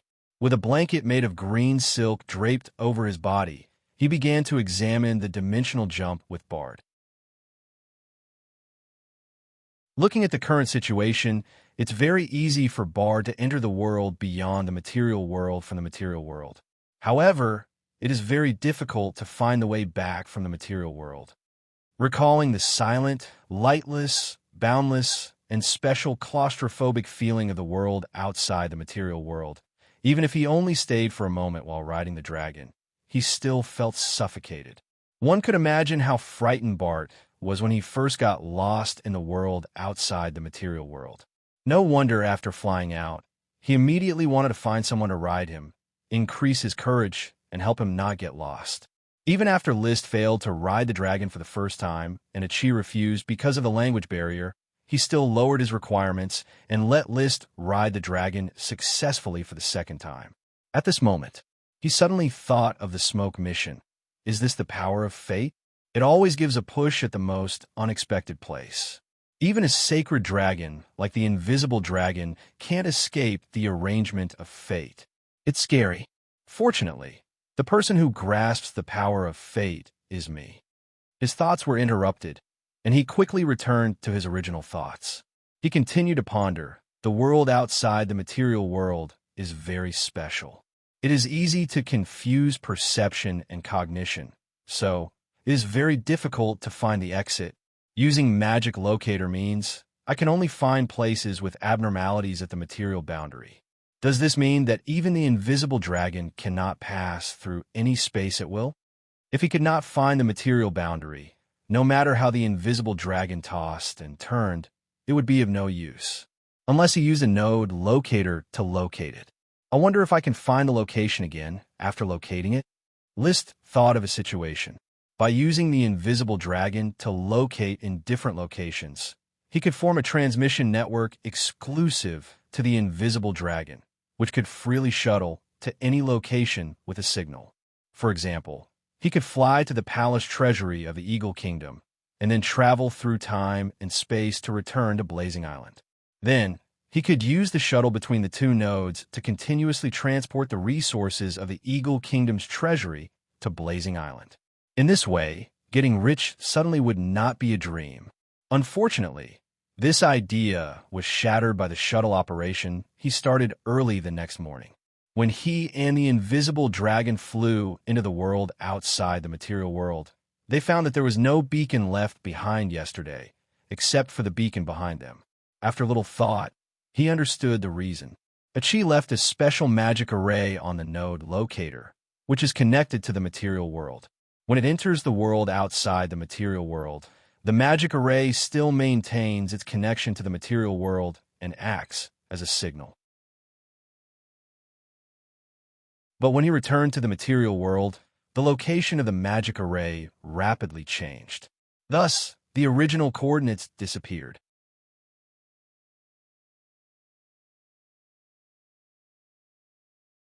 Chapter 846. After sending the Emerald Dragon Ethan to the Blazing Island and finding a suitable dragon nest for Ethan on a mountain in the Blazing Mountain Range, List bade farewell to his worldly affairs. In the following days, he traveled with Bard to the material world and the world outside of it. He collected a large amount of information and handed it to Achi so that she could continuously improve the design of new magic gates. One day in mid-October, he and Bard flew into the world outside of the material world as usual, aimlessly searching for any new abnormalities. Up until now, apart from the wormhole space of the Great Maelstrom, no abnormalities had appeared. The world outside of the material world was like a pool of stagnant water. After several days without any discoveries, List couldn't help but feel a little discouraged. But at this time, the invisible dragon used magic recovery and finally found a new abnormality outside the abnormal point of the Great Maelstrom. Wuxia! Bard suddenly became excited. One man and one dragon quickly flew toward the abnormality. They roused spatial magic power and broke through the material boundary. They directly traveled out of the abnormality. Rumble! Their field of vision suddenly opened up, and they arrived in a strange space. This space seemed to be formed by countless shattered mirrors, but in the crystal white trajectory, each mirror crack was a trace left behind after the magic net was torn. Bard's wing only touched a crack slightly, and he let out a miserable shriek. Wuxia! An intense tearing pain appeared in both his and List's hearts at the same time. When he quickly retracted his wing, List discovered that a crack as long as an adult's arm had appeared on the invisible dragon's left wing. Transparent blood flowed out, and spatial magic power continuously dissipated in this strange space. Be careful, Bard. Something is wrong here. List endured the pain and guided the invisible dragon, carefully avoiding every crack. Layers upon layers of strange cracks shattered the entire space. One man and one dragon had to advance cautiously. Fortunately, dragons had powerful recovery abilities, and their wounds had already started to scab. List took out a few magic potions and swallowed them to replenish the magic power he and the invisible dragon had consumed. The magic potions turned into pure magic power that stirred up the dragon's fighting aura and then through the Dragon Knight's resonance, it was instilled into the invisible dragon. Since the magic power wasn't compatible, there was a large amount of consumption, but it was still somewhat beneficial. Only by fusing his warrior energy and magic energy with Little Fire Dragon Leo wouldn't consume too much energy. It's over there. The exit of the material boundary is over there. List kept using the crystal white orbit to scan the crack. Finally, he found the material boundary. Wuxia. The invisible dragon pointed at another exit. At the place where it was pointing, there was also a strange boundary that looked like a material boundary. List looked carefully and felt that this exit was likely to lead to a different material world. He had intended to go in and explore, but the dense cracks in the surroundings prevented him from passing through. He could only obediently return to the familiar material world. Hoo-hoo! Hoo-hoo! After returning to the material world, he immediately felt a gust of wind.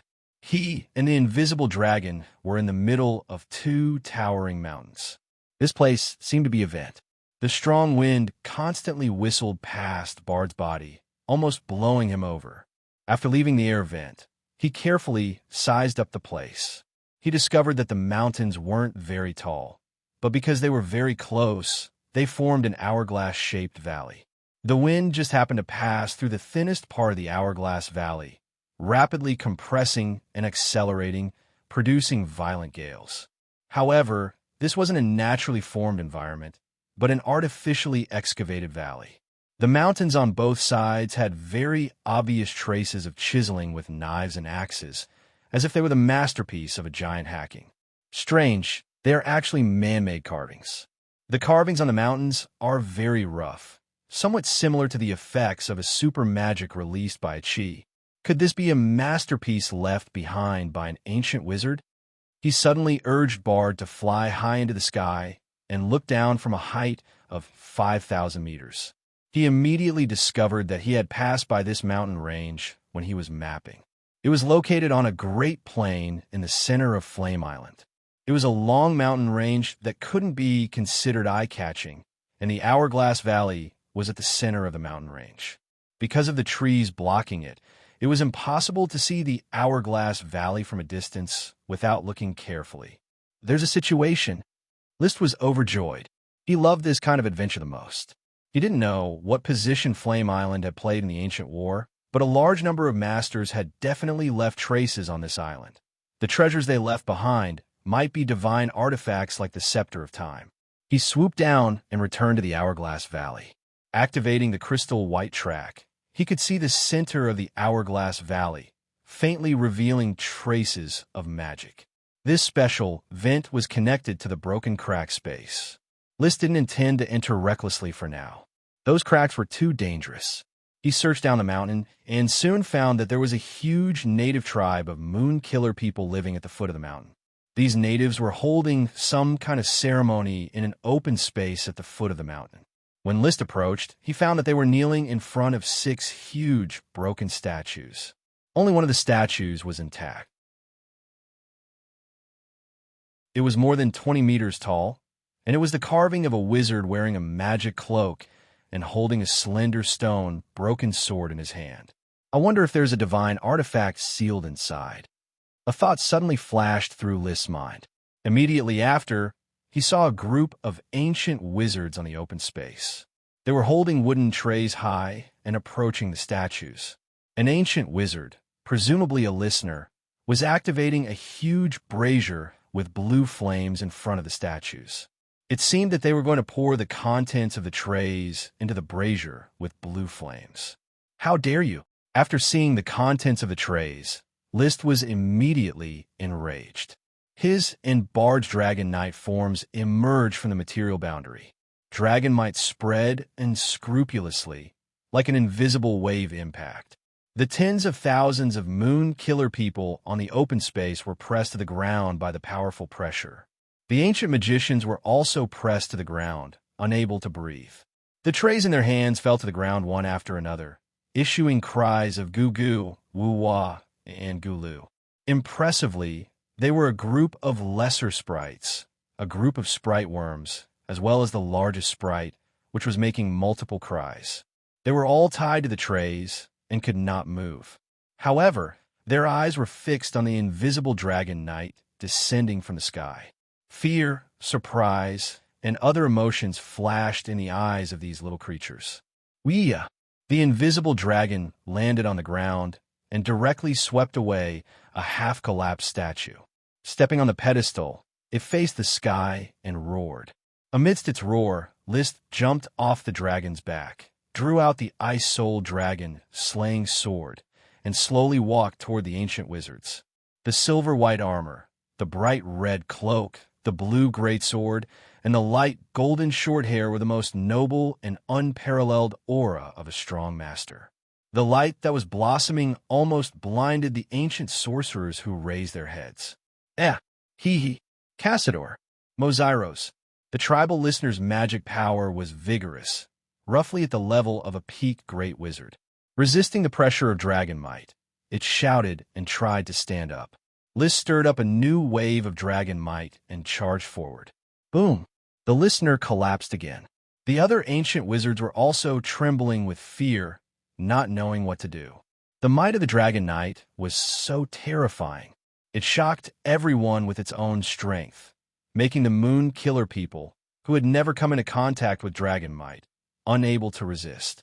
List walked past the kneeling ancient wizards to the side of the greater sprite, stretched out his finger, and smeared a bit of jade powder on it, motioning the greater sprite to bite it. You are safe. Xianxia, crunchy. The greater sprite spat out a string of unintelligible bird language.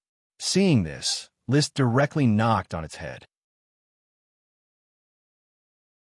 Immediately, its upper teeth bit down, and the skin on List's finger was broken.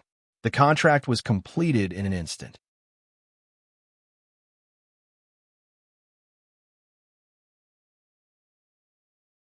Chapter 847. Xianxia. The big elf was a little confused. Its body was a translucent grayish yellow, and there was a small plant on its head. There were small white flowers on it, and there was a small oval fruit at its root. It looked like a potato. List used the telepathic contract to verify the sprite's thought process and understood what kind of sprite it was.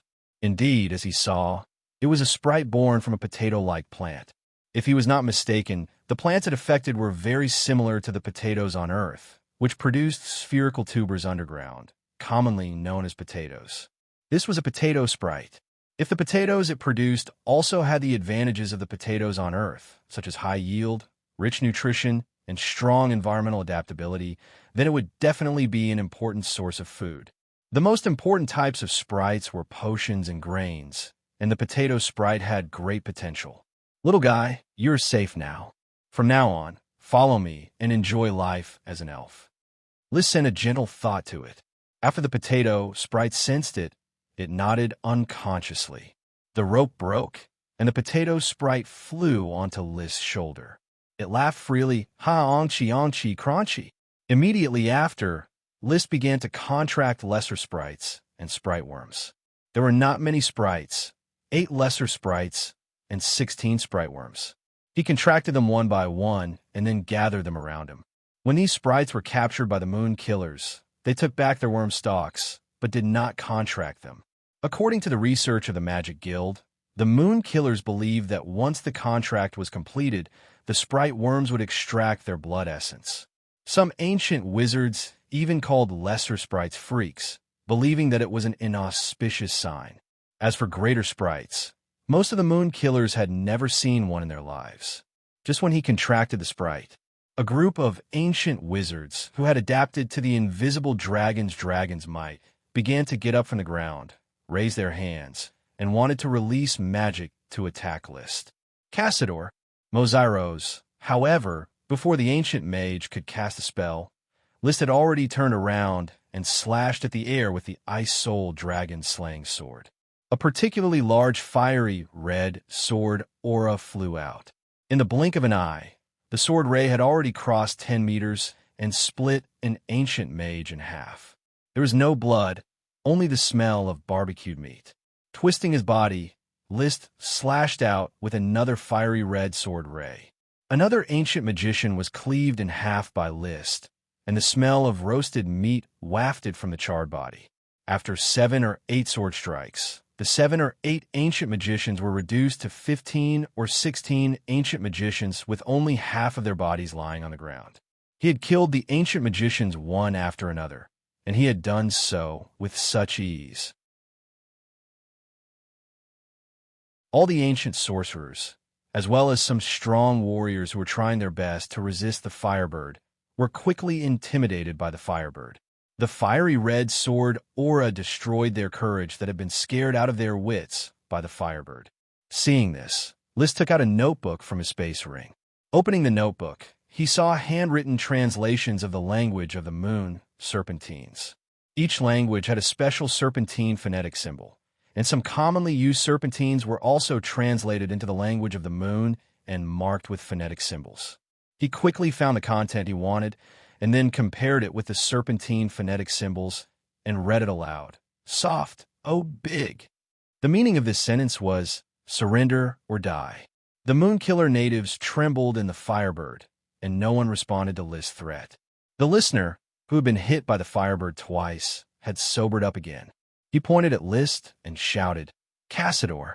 Moza rose. Immediately after him, 2 more ancient mages pointed at List. Cassador! Moza rose. They were still secretly condensing magic power, wanting to release magic to attack List. But List operated the magic eyes at any time, and with 2 particularly large fiery red swords, he killed the 2 ancient mages. Seeing the elves being killed by these natives, a lot of hostility had accumulated in his heart, and he needed to kill people to vent it. Only the listener was not killed. Instead, List walked to his side and slapped him in the face with the blade of the Ice Soul Dragon's slaying sword, sending several teeth flying and half of his old face swollen like a buttock's. Then he opened the notebook again, trying to translate what Cassador and Mozairos meant. Unfortunately, after searching for a while, he could not find the corresponding language of the moon. In a fit of anger, he shouted again, Soft, oh big! After a moment of silence, an ancient mage finally took the lead and knelt on the ground, shouting, Soft, oh big! This was the meaning of surrender. With this ancient mage taking the lead, the remaining 70 or so ancient mages followed one by one, shouting, Soft, oh big! But the listener and the remaining 17 ancient mages still shouted fiercely, Cassador! Mozairos. The result was that List slashed 3 more ancient mages to death with his sword, and then threw a piece of rope to the ancient mage who took the lead in surrendering, signaling him to tie up the listener and the 14 stubborn ancient mages. They were tied together and then tied into a dead knot.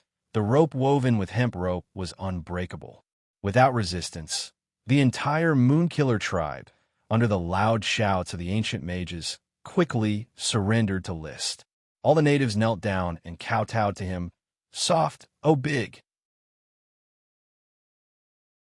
List looked at the dense crowd of Moonkiller tribe, which was a large tribe of about 10 or 20,000 people, and there were more than 100 ancient mages alone. He walked in front of the first ancient mage who surrendered, pointed at him, opened the notebook, and said, Lesna. This was the meaning of the listener. Hearing this, the ancient mage was immediately overjoyed, crawled to the feet of List, and kept kissing the tip of his silver-white metal boots. List pointed to the dense crowd of Moonkiller tribe native below, signaling the new listener to forbid them from capturing elves. Anyone who dared to kill elves would be directly executed. Then he signaled the listener to dismiss the Moonkiller tribe, not to surround here, and to continue working. He had no feelings for the Moonkiller tribe's surrender. He just wanted to capture these people and make them serfs. In this way, the ancient mages were killed, and the elves were contracted. List began to study the broken statues worshipped by the Moonkiller tribe. Of the 6 broken statues, only 1 was intact, and the other 5 were broken into pieces. One of them was originally half intact, but it was trampled to pieces by the invisible dragon. As for the statue holding a weapon, the 5 broken statues had lost this part, and the only intact statue still had half a stone sword.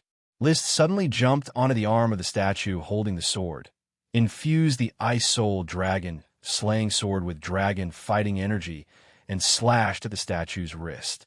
Suddenly, the wrist was broken. The stone sword sculpture fell to the ground and broke into several pieces. One of the pieces suddenly bloomed with a brilliant light of mana retroaction. List confirmed his guess. The stone scepter that sealed the Scepter of Time originated from one of the parts of this batch of sculptures.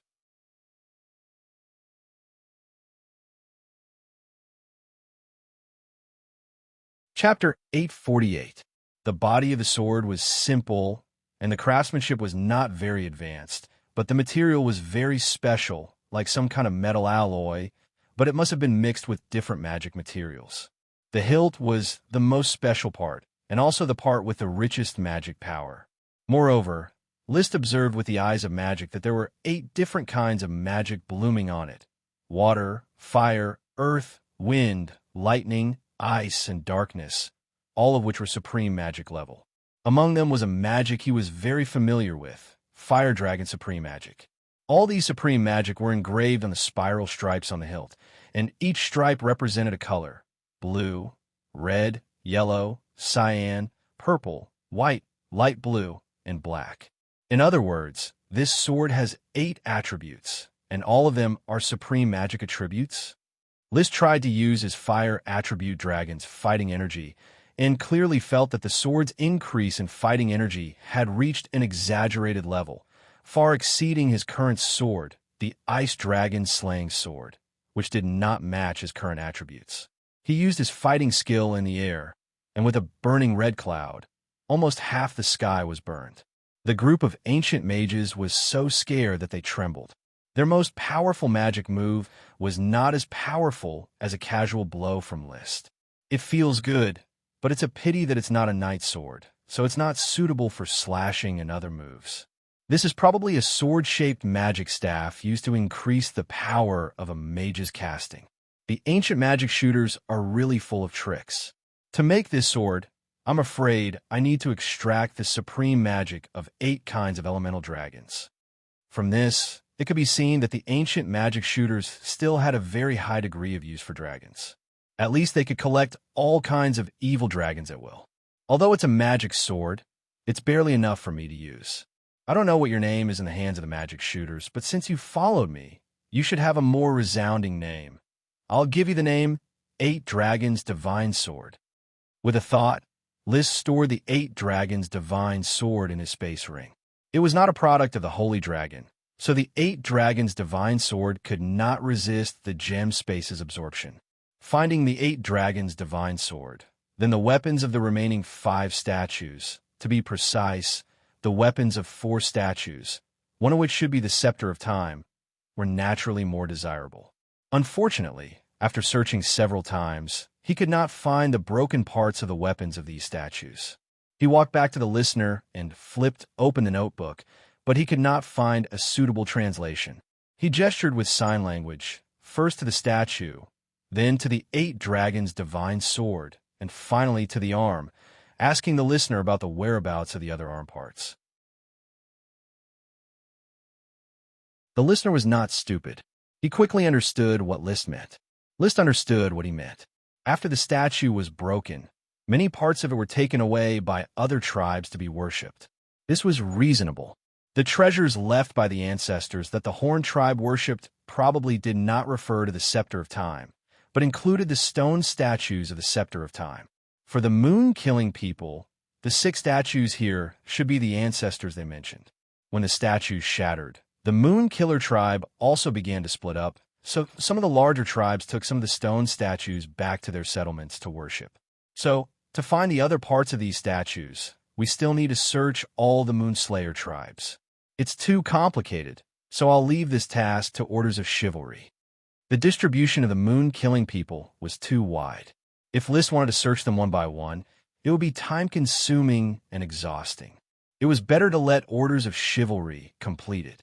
Anyway, everything on the fiery island belonged to him, and no one could hide it from him. These ancient artifacts would eventually fall into his hands. So, he looked at the new listener of the sacred tribe who called himself Sasyamite, or Su for short. Su, there are 6 statues of the ancestors of the killing moon people standing in these ruins. So, the mountain behind them is the sacred mountain? The sacred mountain. Su nodded excitedly. While speaking the language of the moon, he gestured. The ancestors and the dragon fought side by side. The sacred mountain is the eternal paradise built by the ancestors and the dragon. The moon-killing people guard the sacred mountain and the entrance to the eternal paradise. As he spoke, he pointed at the hourglass valley, his eyes revealing extreme piety. At this time, an ancient sorcerer suddenly pointed at the invisible dragon that appeared behind List and shouted, "Biglised." This language of the moon, List could understand it. Biglised meant the dragon. The moon-killing people had never seen a dragon, but they had heard the legend of their ancestors fighting side by side with the dragon. Sensing the powerful dragon might of the invisible dragon bard, an ancient sorcerer finally connected it with the dragon.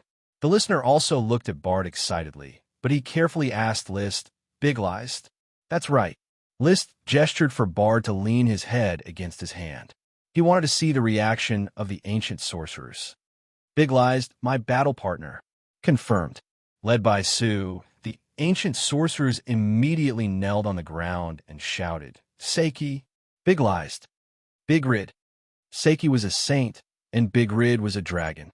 They had already put List on the same level as their ancestors. Their ancestors were all Seiki in their mouths. They were saints who slept on the sacred mountain and were guarded by the sacred tribe. And List was a living saint. With a living dragon as a battle partner, he made them surrender from the bottom of their hearts. Of course, this speech was half true and half false. It was probably more of the ancient sorcerers flattering List and whitewashing their rapidly defecting moral integrity. Looking at the ancient sorcerers trying their best to show their loyalty and devotion. A faint smile hung on the corner of List's mouth. He was not enjoying the flattery, but he knew that he had accidentally completed the smoke mission, finding the sacred mountain and understanding a bit of the secret of the ancient sorcerers. Mission completed. Reward, the entrance to the ruins. He knew that the entrance to the ruins was the wind of the hourglass valley behind him. There was a broken space there. One of them was the material boundary that led to this location, and the other should be the entrance to the eternal paradise that the moon-killing people talked about, which was the entrance to the ruins. However, the entrance to the ruins was blocked by countless cracks, and it was temporarily impossible to explore it. Mission. The sacred mountain acted quickly and nimbly. You saved many beautiful elves. The elves born on the fiery island finally welcomed their savior. As the master of the fiery island, all the elves belong to you. Please take care of the big potato sprite and the other elves. Reward. The discovery of a new archipelago. Oh, the discovery of a new archipelago. The 3 exploration fleets, including Yevich, have been exploring in the direction of the mainland. I thought that they would directly find the legendary continent next to the Fiery Islands. I didn't expect that they might find a new archipelago. Could be a big archipelago? Currently, the exploration fleets had not stopped their mission and were still continuously exploring new islands. Therefore, the mission reward would probably fall on the exploration fleets. He pulled his thoughts back to reality. After settling the matters here, it was time to choose to leave. Protect the statue ruins, Su. After leaving his last order, he rode on the invisible dragon bard and took the elves away in a box. He flipped open his notebook and found what he wanted to say. When Bard rose into the sky, all the ancient sorcerers heard the majestic voice of List with the help of the invisible dragon's magic. Awai, O calm goose gold. The meaning of this sentence was,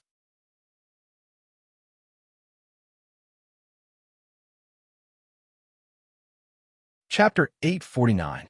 List was holding the sprite, while the invisible dragon's claws were still holding the tied-up former listeners and the 14 stubborn ancient wizards. Therefore, he did not use spatial shuttle and instead just wandered around the material boundary. Whenever he needed a rest, he would carefully look at the sprites one by one. Before the 16 sprite worms spat out their worm stalks, it was temporarily impossible to distinguish their species. The potato sprite did not need to distinguish itself. As for the remaining 8 sprites, List carefully looked at their heads and communicated with them to determine their species. Among them, 5 sprites were still unidentifiable, while the other 3 sprites were basically identifiable. The first sprite was very easy to recognize as it had a small gourd on its head. Impressively, it was a gourd sprite that had never appeared before. The second sprite was also very easy to recognize as it had a string of small, alternating green and red fruits on its head. These fruits were coffee trees, an important cash crop in the forests of Blazing Island. Coffee was a very popular beverage among aristocrats. However, the Grand Duchy of Sapphire did not produce coffee trees and could only import them from the continent. However, there were many coffee trees in the forests of Blazing Island. Collecting coffee trees' fruits and coffee beans would become an important industry. The value of this coffee sprite was not low. The third sprite took List a lot of effort. It had a small sapling with a huge root on its head. Root was a prominent feature of trees in rainy and sultry forests. Many trees had a wing-like structure extending from the base of their trunks, resembling a wall of planks, and were called root. Because several kinds of trees had root, List held the sprite's head and looked at it for a while. Only then did he determine that it was a 4-wood sprite. 4-wood sprites were common trees in forests and belonged to the top of the forest. Their tall canopies were often located at the highest point of the forest and were the habitat of a large number of birds and monkeys. However, apart from being used as wood, the tree itself had no special value. Moreover, as wood, it could not compare to ironwood quality trees such as rockwood and stonewood. But in any case, for List, the existence of magical creatures like sprites was valuable in itself. There was no need to desire them to bring more value. Gallop, gallop! The potato sprite crawled out of the box and looked at List curiously. It had been looking at List the whole time.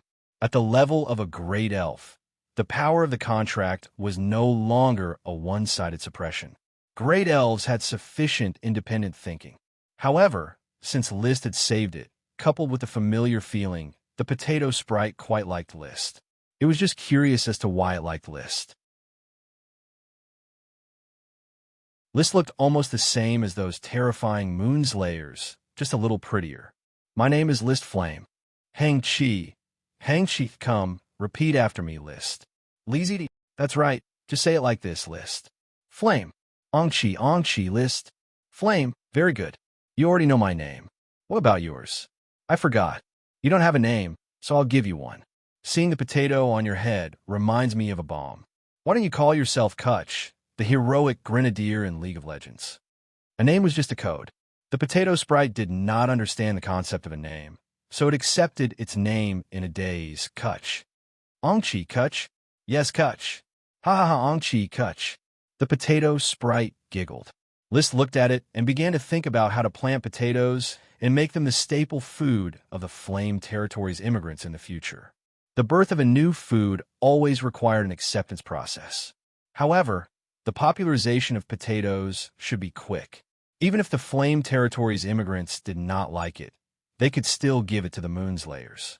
As long as the planting of potatoes was promoted on a large scale, the food problem would no longer bother Flame Island. After returning to the Infernal Plains, he handed the listeners and the ancient magicians over to the Guild of Magic. Interrogate them harshly. These are the listeners of the Holy Tribe and a group of loyal ancient magicians. I want to find out everything they know, especially what Casido and Mozairos mean. Yes, Your Highness. Also, organize a group of magicians in charge of species identification to help me identify the species of the sprite. The interrogation took time, but before dinner, List already knew what Casido and Mozairos meant. Casido referred to barbarians, while Mozairos referred to evil forces that desecrate magic. According to the listener whose teeth had been pulled out, the barbarians had betrayed their ancestors and used evil forces to desecrate the great magic. Why does it sound like the barbarians are talking about the night? List felt that it sounded like it. There were a lot of night in the era of the Moon Empire. The night probably belonged to the magician's squire class, a kind of guard. For example, The moon language of Mount Mulligaudin meant the guardian knight of moonlight. It could be seen that the knight was just a guard in the era of the Moon Empire. Perhaps to the magicians who worshipped the truth, the knight who relied on physical strength was indeed a barbarian. And the barbarian knight really overthrew the Moon Empire and established the knight system that ruled the world today. It was not wrong to say that it was a desecration of magic, but was hard to say. In ancient times, there were definitely not only magicians and knights, but also many ancient warriors and ancient magicians. For example, bearskins, vampires, wizards, bronze-muscled warriors, and so on. Who knew whether the moon language of Casido referred to the knight or other ancient warriors? Casido might even be the ancient magician's collective name for the various warrior professions, such as the knight. Those who relied on muscle were all barbarians. Mozairos was the collective name for the various spellcasters. Weren't non-traditional magicians all evil forces that desecrate magic? In short, Casido and Mozairos could be understood as heresy. Liszt understood and lost interest. He quickly followed the magicians in species identification and identified the species of the sprites. The 5 sprites were cocoa tree, turtleback bamboo, partridge hemp, scorpion banana, and leaf flower. Among them, the cocoa tree's fruit, the cocoa bean, was the raw material for making chocolate. Cocoa sprites were obviously as valuable as coffee sprites. The other 4 sprites were of no value. The 16 sprite worms corresponded to the worm stalks, which were plants that could be found in the forest. Among them, only 2 had economic value. One was a breadfruit sprite worm, which corresponded to a breadfruit tree. It tasted similar to bread and could be eaten as a meal. The other was a moon pistachio sprite worm, which is a kind of nut-based magic ingredient. Viscount Fox temporarily stopped capturing the moon killer serfs. I have a task for you. Find and transplant plants of the same species as my sprites from the forest. Each plant must form a plantation sufficient for worm stalks to grow. Liszt instructed, worm stalks could not survive alone, otherwise they would easily decay and wither. Although most sprites were judged to have no economic value, this was only temporary. In case one day a variant of the same species of plant was born, the value of sprites would immediately skyrocket. Fox accepted the order. As you wish, Your Highness. In addition, the potato sprite Kutcha species is a potato, which can be used as a staple food. You have to build a potato plantation as soon as possible. It is already autumn, so if you hurry, you can still plant potatoes in winter. With the worm stalks, the plants in the plantation would not freeze to death even in winter. It was just that they would stop growing.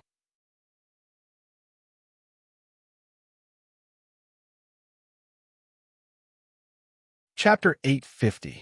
The elves made the arrangements to complete the mission as soon as the plantation was built. After returning from the Moonslayer tribe, Liszt had let his guard down. He would often patrol around on the invisible dragon and no longer hide himself. Up until now, Blazing Island had yet to build a dock.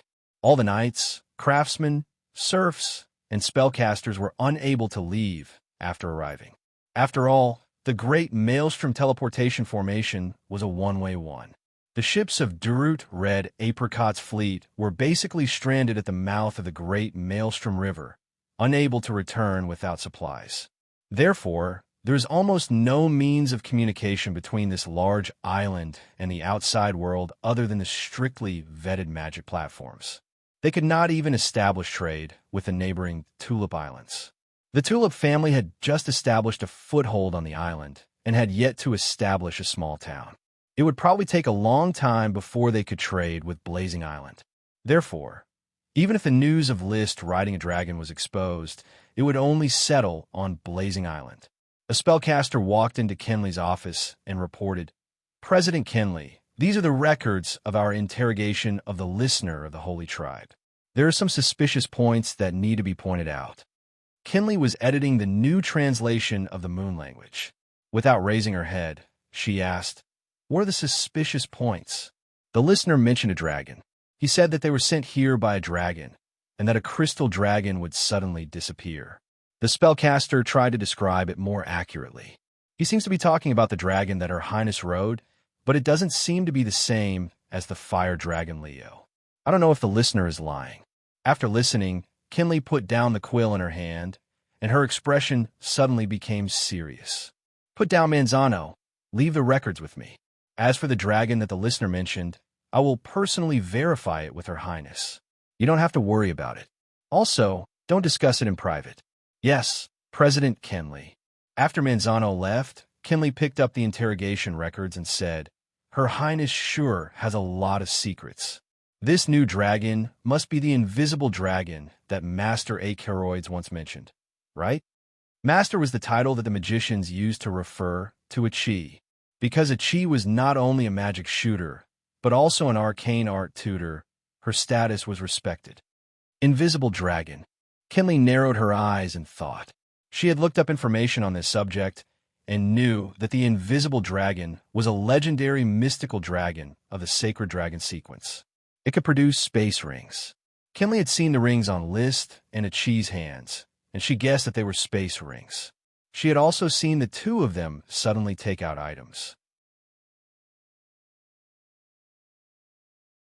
Therefore, she was already convinced of the existence of the invisible dragon and guessed that Achi's magic technique plan was able to progress so quickly by relying on the invisible dragon's mysterious ability. Fire dragon, formless dragon, this dragon knight from a small island nation. Perhaps he really is the son of glory those night knights are shouting for. The era of wizards is long gone. The weave has already withered. The dragon knight is the true ruler. But what does this have to do with me? I just want to research magic. He burst into laughter. Kinley flipped through the interrogation records and began to summarize the contents of the interrogation. She had come all the way from the distant Iron and Steel Ridge Kingdom to Inferno Island. What she craved the most was magic and the truth itself. What did the worldly power struggles, wars, and killings have to do with her? After becoming a wizard, her surname was no longer Magic Elephant, but Truth. Not only had Kinley guessed the existence of the invisible dragon, but many other knights had also guessed it. Orders of Chivalry took a nap on the way to capture the Moon Killer natives, and two knights went to a distant place to relieve themselves. All knights who landed on Inferno Island had developed good hygiene habits and no longer urinated or defecated anywhere. I've seen His Highness riding a different dragon. I've known it for a long time. I still remember the roar of the dragon when we were transporting the materials on the frame ship when we passed through the great Maelstrom teleportation array. I heard it very clearly.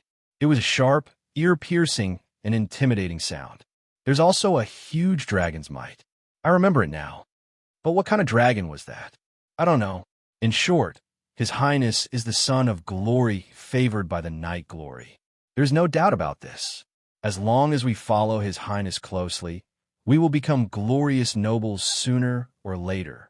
The two did not know that not far from them, Cross Buckthorn, the leader of the Orders of Chivalry, was also relieving himself.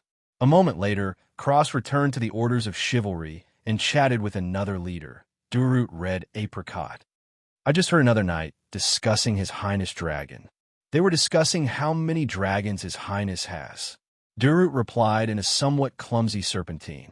Even in private, these knights from the Eagle Kingdom who were used to speaking in the wind language began to speak in serpentine according to List's request. That's right. The knights' curiosity about dragons will never diminish. However, they're not the only ones curious. We are the same. That's right. Who would have thought that His Highness not only has one dragon, but two? Together with His Excellency Achilles, the nation of fire will be unprecedentedly powerful in the future. That's why there is a saying in my hometown, don't mourn for a lost dog. It may bring another dog back. We were captured in the middle of the sea. Who would know that we weren't abandoned by the glory of the night, but that we were deeply cared for by the glory of the night? Durut said and looked at Cross. Especially you. Crossing through the great Maelstrom teleportation array once, you were promoted from a Viscount to a Count. If your former colleagues knew about this, they would be jealous of you. Cross smiled proudly. His Highness is generous. It is my honor to follow him. Some people were secretly happy that List had multiple dragons, while others were frowning. Blue Dragon Island. blue sky palace. The Sapphire Grand Duke's temples were already graying. He was aging faster than expected. At this moment, he was looking at eldest Prince Anthony with a solemn expression. Is what Angela said true? It shouldn't be false. Meopal admitted that List has 3 dragons after getting drunk. Among them, it has already been confirmed that the Fire Dragon and the Eagle Kingdom's lost light green gemstone dragon. As for the other dragon, Meopal isn't clear. As for Marquis Messiro, Angela simply couldn't get any information out of him. Although Messiro's talent is trash and his character isn't outstanding, he still inherited the shrewdness of the Taro family. Angela doesn't have the ability to get information out of him. The Grand Duke knocked on the table. This time, Angela delivered a letter to the family and made a great contribution. Later on her birthday, sent a great sprite. Father, do we need to send a great sprite? Anthony was a bit reluctant. Even the dragon-rearing family didn't have many great sprites. The Grand Duke sighed. Do you think a great sprite is just a reward? That's to show the goodwill of the Sapphire family. I have studied List for a long time. Although he is young, he can't be treated as a young person. He has a strong purpose in doing things, and each of his actions has a purpose. If List knew that his unreliable thoughts and actions were praised by the Grand Duke, he would probably blush in shame. He really didn't have a purpose in doing things. Of course, releasing the news of 3 dragons was intentional. The Grand Duke's words couldn't be considered an exaggeration.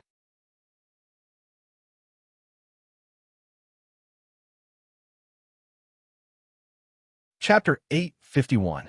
Only the Sapphire Grand Duke and his heir, Anthony, knew where the Sapphire family was headed. List, who was more than 7,000 kilometers away, was not clear. He was very busy and had no time to pay attention to the situation outside the Flame Archipelago. Of course, a lot of information was still pouring into him. The rats, organized by Xavier Oxtung, and the blood servants managed by Mary Dawn were his 2 eyes hidden in the shadows. The rats were mainly responsible for inquiring about the internal information of the Grand Duchy of Sapphire, and more to protect the territory from infiltration by foreign forces. The blood servants were dispatched to the Eagle Kingdom and the Steel Ridge Kingdom, mainly to lurk and wait for major movements to be discovered before giving an early warning. However, the current situation of the Sapphire family was stable. The Eagle Kingdom was busy withdrawing to maintain stability, and the Steel Ridge Kingdom and the Blast Furnace Kingdom were at war. No one had time to pay attention to the Flame Archipelago. The fleet of the Pinecone family has arrived at the mouth of the River Whirlpool. I'll go there myself and arrange the development work of the Pinecone family. List received a message from the knight and made some arrangements. Let Viscount Vernal take in orders of chivalry and 5,000 serfs to the mouth of the River Whirlpool. From Firewood Town to the mouth of the River Whirlpool, the orders of chivalry could take the sloop that had just been launched at the dock. The ship went smoothly. Although it was not fast, it was better to save physical strength. After calculating the time, Vernal Inc. should have already arrived at the mouth of the River Whirlpool with the orders of chivalry. List rode the invisible dragon bard and set off to meet the Pinecone family that followed him. Boom! Arriving above the camp, List jumped directly from the back of the invisible dragon. His figure slowly appeared after landing. This had become his standard appearance. He always liked to play with this kind of low-key and luxurious, abrupt atmosphere. Your Highness! The orders of chivalry in the garrison camp saluted when they saw List coming out of the dust. They were already used to it. List patted the dust on his cloak. At this time, Vernal and Roland Pinecone had already come out to greet him. Your Highness! List! Uncle, did everything go well on this voyage? List motioned for the 2 of them not to be too polite, and then asked Viscount Roland cordially. The Pinecone family had already followed him, and their status was confirmed to be his followers, so in terms of etiquette, List had already become the Lord of Roland. Thanks to the navigators you sent and the wind and water calming beads, we encountered 4 storms along the way, but we survived all of them without much loss, Viscount Roland replied with lingering fear in his heart. Ever since he decided to send out the expedition fleet to search for the new island, List had entrusted the Guild of Magic to mass-produce the wind-calming Divine Pearl and the water-calming Divine Pearl to protect the safety of the sailing fleet. The sea was merciless. Even the largest royal speedboat could not compete with the waves. However, the wind-calming Divine Bead and the water-calming Divine Bead could calm the threat posed by the waves. It had to be said that in a world full of magic, there would always be a magical way to deal with it. "It's good that you arrived safely," List comforted him. At this time, he saw that behind Viscount Roland, there was a young, slightly chubby knight. It was Viscount Roland's youngest son and List's cousin, Raleigh Pinecone. The other cousin, Russell, stayed in the family territory to deal with the handover of some territory and did not come along. The womenfolk of the Pinecone family also did not come along. Raleigh wanted to greet him, but he was a little fearful. At that time, when he was still the Baron of the Flower Town, he and List could still talk and laugh, and even show off the topaz pendant his grandfather had given him. But when List became a Dragon Knight, he gradually felt that this cousin of his was a stranger, and he slowly developed a sense of awe. In particular, he often heard his father and mother admonish him on how to face the Dragon Knight. The difference in status stemming from the Knight system deepened Raleigh's sense of inferiority and fear. His cousin, whom he once teased and only received a tattered letter from his grandfather as a gift, had grown into one of the top figures in the world in terms of power, strength, and influence. He was no longer the little cousin who was disliked by the family in his memory. "Cousin Raleigh." List walked over and patted Raleigh on the shoulder with a smile. "Not bad. You have become an Earth Knight." Although he was not close to Aunt Melinda's relatives and had very little contact with them, but he still released enough cordiality. After all, the other party had already sought refuge with him. Raleigh smiled awkwardly. "I haven't even become an elite. I'm still far from it. If you hone yourself more, then becoming an elite Earth Knight will not be a problem." Seeing that Raleigh was really nervous, List no longer forced himself to reminisce with his cousin. He turned back and continued to talk to Viscount Roland. "I have already planned for the Pinecone family's arrangements. Uncle will develop here at the mouth of the Whirlpool and will be responsible for the trade with the Tulip Island in the future." "I will be responsible for the trade with the Tulip Island?" "Yes, mainly because the two islands share resources. The Tulip family will go all out to develop the Tulip Island, but they definitely don't have enough labor. I will support them with some serfs." "You don't have enough serfs, do you?" "Ha! It was not enough in the past, but now there are too many serfs. There are a large number of indigenous tribes on Flame Island, all of which are a source of high-quality serfs. Because there are too many of them, my temporary knight followers are not enough, and I may not be able to digest so many serfs." "This is really exciting news." Viscount Roland hesitated a little and said, "Can the Pinecone family also buy a batch of serfs?" "There is no need to buy them. You can catch them yourself, but pay attention to capturing serfs at the lowest cost. Don't cause too much unnecessary killing. Flame Island is too big. If you want to fully develop it, you need a large number of serfs. Capturing all the indigenous tribes is still not enough." At this stage, there were too many indigenous people to digest, but when the knight class developed and grew, the number of indigenous people would become scarce. Therefore, every indigenous person killed was a loss of resources. Vernal added, "With the consent of His Highness, our orders of chivalry rarely use the method of capturing serfs. We mainly recruit serfs by luring the ancient mages.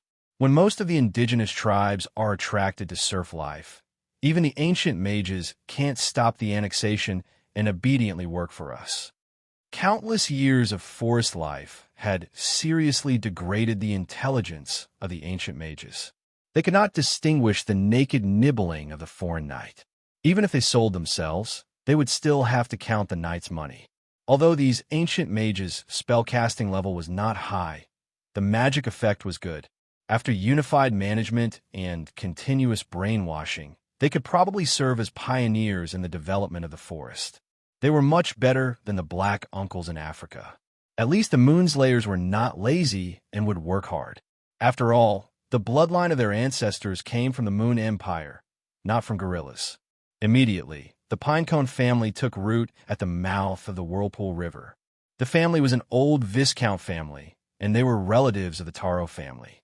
They had accumulated a lot of wealth. The knight who was willing to follow, plus the temporarily recruited Earth Knight, totaled more than 300. There were more than 800 trainee knight and the first batch of 1,000 serfs to migrate. This was not a small help for the development of Flame Island.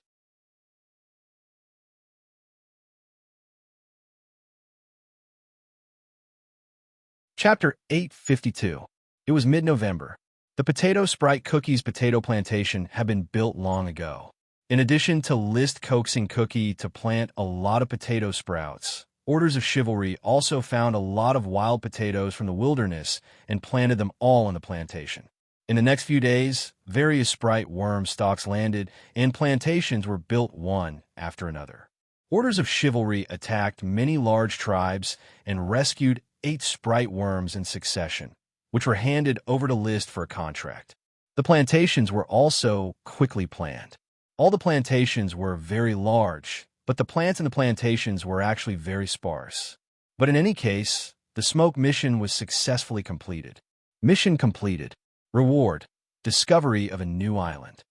The reward had already been issued, but List had yet to receive the exploration fleet's report.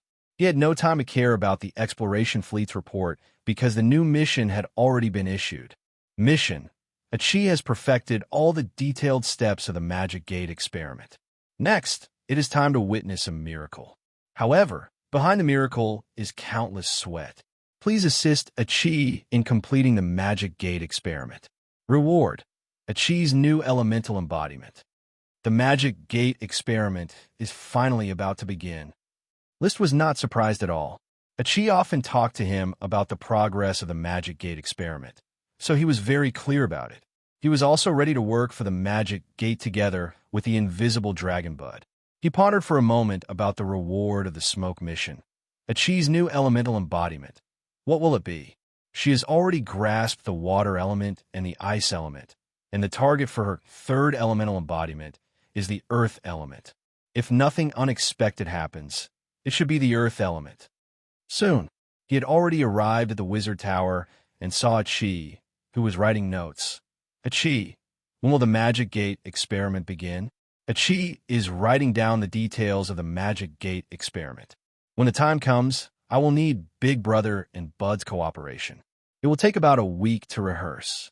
For the time being, we will begin the Magic Gate experiment a week later. Achi's face was a lot of fatigue, and her eyes were bloodshot, which was rare. For the sake of the Magic Gate experiment, she had hardly slept recently. List was very distressed. Since the theory has been completed, there is no need to rush the experiment. After writing down the details of the experiment, you should take a good rest first. You are not allowed to work with such intensity again.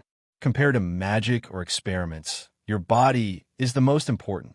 Understand? Achi smiled sweetly. Achi understands. Rubbing her blue hair, he was in a trance for a moment, as if Achi was still the soft and weak little siren, not the great magic shooter who accepted the pilgrimage of the sorcerers. In the end, Achi wrote detailed operation of the Magic Gate experiment overnight. After handing it over to List, she spent some time explaining it to List in detail before List forced her to rest. Holding the notebook, List leaned against the formless dragon bard and read it carefully. The experiment seemed whimsical, but the details were very detailed. The main thing was to open up the nodes of 2 material spaces and then connect them by tearing the weave apart. The operation was a little complicated, but Bard's ability was enough to complete it. He opened the 2 magic doors. Just as he was familiarizing himself with the details of the operation, the reward for the smoke mission came late.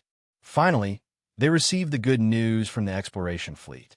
They had discovered an island 500 kilometers west of the Flame Archipelago. After the joint exploration of the 3 exploration fleets, they discovered that it was a new archipelago. Although the area of the island was not big, it was probably smaller than the Whirlpool Archipelago. But the geographical location was good. It was in the direction of the Flame Archipelago to the continent, which would shorten the sailing distance. Order Captain Yevich to continue leading the exploration fleet to the legendary continent and open up a route for the Flame Archipelago. Also, investigate the information of the continent's coast. Find out the distance between the Flame Archipelago and the continent, and find out which kingdom this part of the coastline belongs to. After a pause, List ordered again.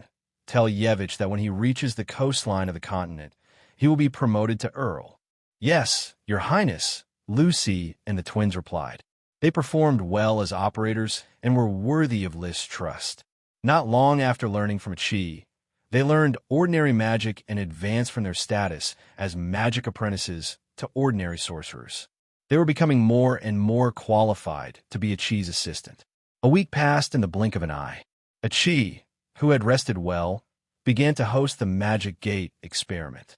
List and Bud had already memorized the operation manual and knew all the details like the back of their minds. It was similar to the previous node observation experiment, where Qi set up a large-scale magic formation. A total of 2 had to be set up, and they chose to set them up in the north and south directions of the swirling mountain. After the first magic formation was activated, List and Bar became one with the dragon and quickly used the power of the magic formation to break through the power of an adult dragon. Then, they forcefully opened up the node of the material boundary. They then rushed to the second magic formation and forcefully opened up the node. At this time, the human and dragon followed the established steps of the experiment and entered the world outside the material boundary from a node. In the crystal white vision, the 2 adjacent nodes were especially clear. Bar, get to work. Build a magic channel between the nodes. Complete the connection between the nodes, tear apart the magic net, and make a real space channel. List's mind was clear. Without any delay, he controlled the invisible dragon Bard and began to release space magic, using the invisible dragon itself as a bridge to connect the 2 nodes. After the magic was connected, they could feel the attraction between the 2 nodes. Let's begin. Wuxia. Bard spread his wings and suddenly clawed at the pitch-black void with his claws, grabbing the space magic that had already formed a line. Then, he flew outwards with all his strength. The magic threads were constantly pulled and pulled, pulling the 2 nodes in the same direction, and creating circles of ripples in the world outside the material boundary. In the area of the ripples, the faint traces of the magic net could be seen. This is the moment. Explode. List keenly sensed the movement of the magic net. The human and dragon erupted and pulled with all their strength. The next moment, as if something in the void had shattered, the space magic threads quickly pulled out a tubular channel. And this tubular channel just happened to pass through the magic net, already piercing through the magic net. However, unlike the wormhole space of the Great Maelstrom Magic Teleportation Formation, this channel was not stable. As the magic net continued to compress, it soon showed signs of collapse. The 2 material nodes also began to become unstable. Let's go, Bard. Let's test out the smoothness of a channel. List did not waste any time. The human and dragon quickly flew into the newly formed channel. To the left was the magic formation at the south of the Maelstrom Mountain, and to the right was the magic formation at the north. He chose to go left first. The spatial channel was very short, and in the blink of an eye, they passed through the ripples and arrived in the real material world. It was indeed the entrance to the magic formation at the south of the Maelstrom Mountain. At this moment, the entrance flickered with a dark blue light. No matter how one looked at it, it was collapsing inward, forming a vortex door. List did not waste any time. He once again rushed into the spatial channel and entered the entrance. Cracks had already appeared in the channel under the constant pressure of the magic net. The human and dragon did not dare to stay any longer. They directly passed through the channel as fast as they could and rushed out from another exit. Suddenly, they arrived at the entrance to the magic formation at the north of the Maelstrom Mountain. Just as he rushed out, the dark blue light at the entrance did not last long before it suddenly exploded.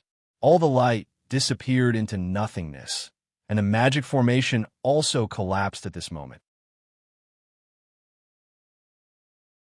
Many precious magic materials lost their luster at this moment. Their magic power was exhausted, and they became waste. However, List laughed. He jumped down from the back of the invisible dragon and laughed heartily. Achi, the experiment is a success. We have successfully opened the magic gate. In front of the magic formation, Achi's eyes were like whirlpools. It was as if she had seen through List's 2 transits and seen the situation in the spatial channel. You're tuning into the Eternal Immortal Ballad YouTube channel. Don't forget to subscribe and join us on this journey to catch the most captivating stories.